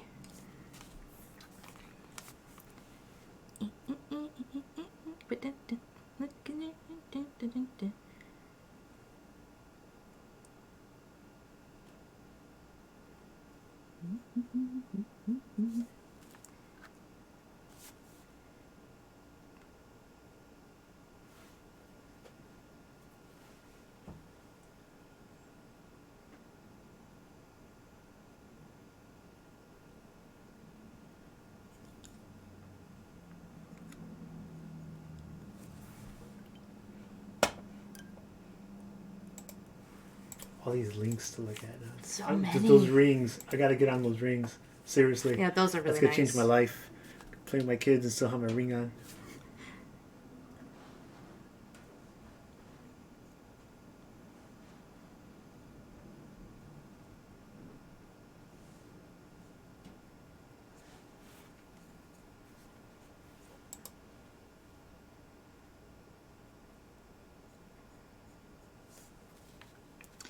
How the heck is it that I need more of that brown? How? Where did it even go? Let me close this up. This wet palette has been an excellent purchase. Where did I even... Fun fact, you can actually make your own wet palette. There's instructions everywhere on the internet. It just involves some parchment paper, some paper towel, and an airtight Rubbermaid or Tupperware kind of container. And boom, wet palette. Boom! But I got this one at my local hobby shop. I like buying stuff from my local hobby shop because it is my local hobby shop. I like to support them whenever I can. And this one has been great. This one's made by Everlasting Wet Palette. Metal painter, designed by Red. Oh, it's probably easier to read on the Actual thing. Redgrass Games, designed in Paris. Oh, ho, ho. Ooh. Mon Dieu. You ready?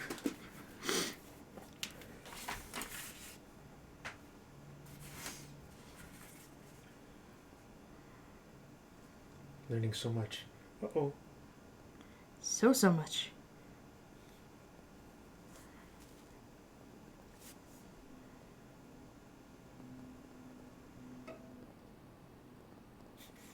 Some of my Ingress friends are welcoming me back to Ingress. Ingress is a game. If you haven't heard of it, it's a mobile game. You download it. There's two teams: green team, blue team.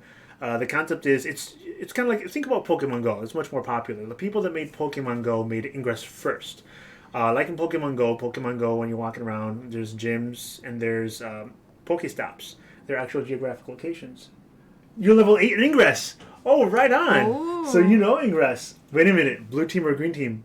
Oh, here we go.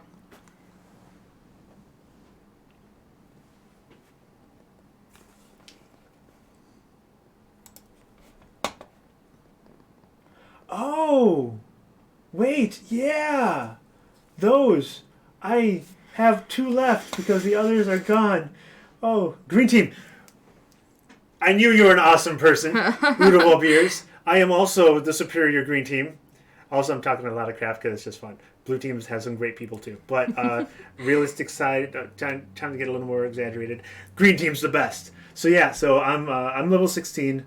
I've been playing for off and on really for a couple of years here in Chicago, and recently the blue team pulled me out of retirement because they wouldn't stay off my lawn. Gosh darn it! Shenanigans. Seriously.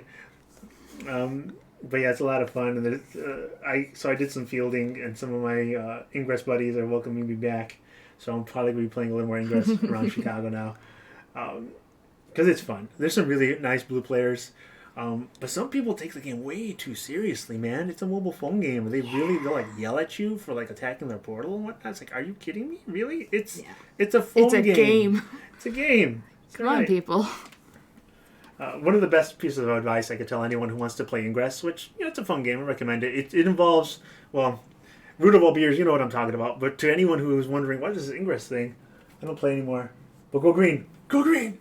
Go green. But one of the things about the game is that it takes place. It's like it's an augmented reality game, meaning the portals you have to go interact with to play the game.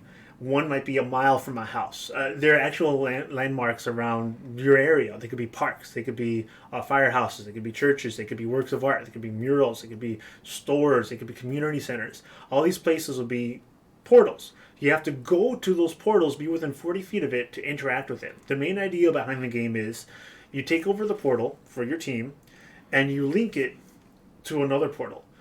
Let's say there's a park and a community district. In order to link it, you have to have an item, a key for that portal. So you'll create a virtual link, a line that connects those two. Create links to a third portal. Now you've created a triangle, and that whole geographic area that's underneath that triangle becomes your team's color. That's a very simplistic way to do it. 136 MCUs once on one layer. My record is about what was it? How much did I do? 1.5 million on a throw, because we connected from Chicago all the way to Michigan. Yeah. What? Yeah. It was a fun one. And I did one recently where my biggest throw was, I think, like 51 or 53,000 MU. But I layered it up. And if you look at the Intel map, you probably could see it right now, actually, in Chicago. But the thing about Chicago, the Chicago play is dominated by Lake Michigan. Because if you control the lake, you control the game. Because you could throw links across the lake and then make a field across the lake. And MCU, you get mackerel mine units, is what we call it. Because it's just fish, there's nothing there. But I guess, again, to the layman, when you create a field that covers a geographic area, you get a certain amount of points. The more dense the population in that area, the more points you get. So a three-block portal in the middle of the heart of downtown Chicago will get you as many points as something that's maybe 3 miles way out in the burbs somewhere. Yeah, we used to wreak havoc in the blue. It was so much fun. It's a great game. I've met some really fun blue players. I met some really just real. I had a guy in a car at a red light pull into reverse, like just slam the gas, pull into reverse, pull up next to me, and start yelling at me and my buddy for taking back the portals that he was actively trying to take down, and accusing us of cheating. I was like, what? And literally the first thing when he pulled back, the first thing I told him was, "Hey, how you doing? My name is this," and then he didn't even introduce himself or anything. He just started yelling at us, like. Okay, calm down a little bit. Yeah, but chill I've had out, other dude. situations where there were blue players who were just awesome. Fish control units, yeah. Mackerel units. Holy mackerel. But best advice to anyone who plays Ingress is don't take it too seriously. Don't get attached to portals. Someone's going to take it over. It's not your portal. It's a fictional thing in a phone game that someone's having fun taking down, and you'll have fun taking it back, and just it goes back and forth, and you both have fun, and it's fine. So yeah, and there's that. So I enjoy Ingress. Now again, I've always enjoyed it. I stopped playing it because I ran out of time to do it, but now I have a little more time on my new work schedule, and a lot of what I have to do for my kids and my family has me driving all over the city. So while I'm driving, I just kind of look at the map and say, hey, what can I do while I'm there or while I'm going there? Oh, how much time do I have do I have 2 minutes to stop by, take a portal, throw a quick link to it? Usually the answer is yes. So that's what I'm doing now. It's not cheating. You can do it. It's just, it depends. There's two mindsets to fielding across the lake, right? One is if you can make all the fields you want in Chicago, but if someone multi-layers across the lake, it doesn't matter what you do in the actual city. Some people think that's not fair because you should be fielding more over land in our area, and you're using Michigan as just an instant win button. On the other hand, there's another school of thought. This is exactly what you thought. I have to coordinate with my team to get keys on the other side of one of the Great Lakes and then coordinate with more members to link on the back. There's a certain strategy and skill to that. And there is. So I see both sides of the argument. I mean, it is what it is. My thing is, right now, the current environment, it's not bad or changing. It's just what it is now in Chicago. In Chicago, there's more blue players than green players. And the blue players have more players along the lake. So they can make all the lake fields they want. There's really nothing the green players could do about it, from what I've noticed and what I've seen. So we're at an extreme disadvantage. But it's kind of like, that's life. You know, we just don't have enough green players along the lake, and they're going to keep doing it, and we won't be able to stop it. So let's just have fun and just make fields inland. And we might not win the cycles or the checkpoints, get more points on the checkpoints, but if there's nothing we can do about it, still have fun. And a lot of the green players do that. They have meetups,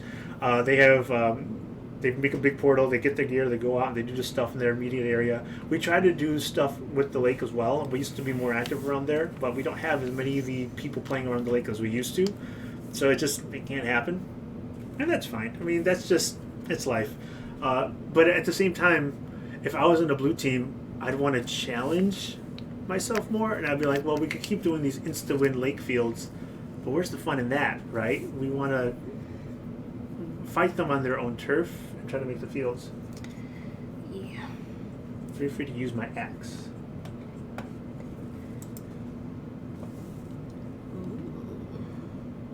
Drop a wing. Oh, and I could come up. There are things I could do with that in my game, because they're fighting the Cult of the Dragon right now, so there's a very heavy dragon theme.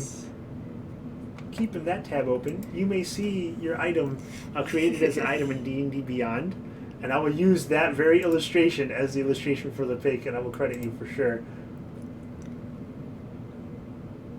Two-hander, gotcha. Something like that, yeah. Makes sense. Bladed on one side and serrated on the other. Nice. That is great. Nice. So the bladed end looks like the wing, and the other end looks like the tail with the... That's nice.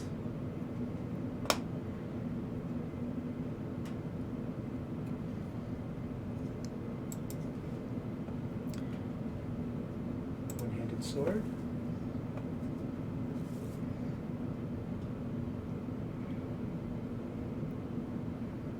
What is that in the center? Is that like... Oh, a storm sphere. Collapses in half around storm sphere. Oh. Oh, so does it like fold out?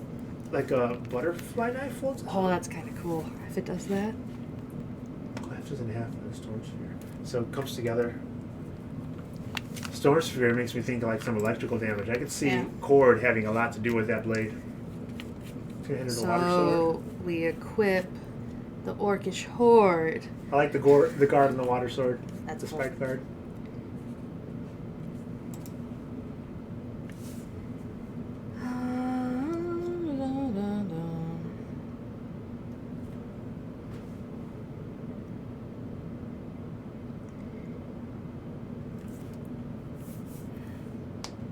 Awesome. Having fond memories of Ingress again now. I played briefly. Very briefly. I made some great friends at Ingress. I haven't been chatting with in a while, but we seeing their names again just warms my heart. I was saying, oh my God, there's this person and there's that person. Like, I haven't seen them in a while, and one of them sent me a message saying, welcome back. I'm like, oh, I remember you. I was like, oh, that's great. So it's encouraged me to play more again. Nice. So yeah, it's nice.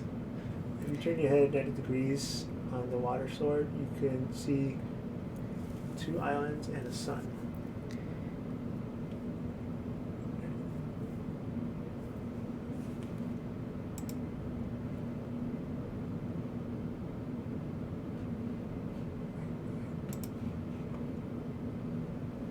Waves. If you turn your hand, you see 2 lines of sun. Okay. Yeah, I see it. Blade. Where? Is this one of the islands, or is it?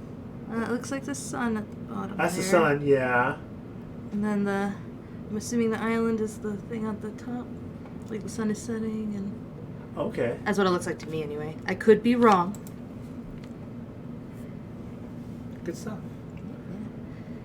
All right, so I'm gonna wrap it up. Yeah. This has been A lot of fun. Good chatting. Yes. Root of all beers. Always a pleasure. Thank you very much. And again, anyone else who just popped in for a couple seconds just to see what's what, appreciate those clicks. Appreciate you just looking at us and watching us paint and fumble through this little mini painting project. Blade is the outline of the island. No! Going back. Blade is the outline of the... Yeah, that's what I Oh, thought. yeah, you're right. The two islands. Okay, and then the water. That's awesome. Oh, I got it. I accomplished something. Okay. Just eat and set up. Yeah. Yeah. Food necessary. This scrawny body needs some. So, I will hopefully be finished off. It took me so long on the boots. Let me see this. But the boots are nice. Oh my god, this is beautiful. This is great. Oh my god. I will get that scar warms on my there heart. too. I will get that scar. We'll take pictures of what we did, but it's gonna look like I did nothing. But He did a as lot for- though. Like it, But, yeah. Don't stop stream. Have a segment of you guys setting up. Oh man, I kind of have to stop because we're gonna head up, going upstairs, and you're gonna be looking at dead space. Maybe set up when I come back. You'll see me moving all the stuff. What's this? Ruckus James posting links. What? What's going on? What's He going has on? links too? Peppers. Oh gosh. Oh no. More links. Yes, yes. No, no, no, no, no. Yes, no. Peppers. Okay. Oh, World of Warcraft funny memes. Yeah, sure. Alrighty. There we go. So thank you for watching. You're awesome, Root of all beers. Everyone else who popped in, you're also awesome, and we'll see you later tonight. Stream time's probably gonna be between 8 and 9 o'clock, depending on how food and setup and arrivals of other players are. Yeah. You can recognize this character. Oh my gosh!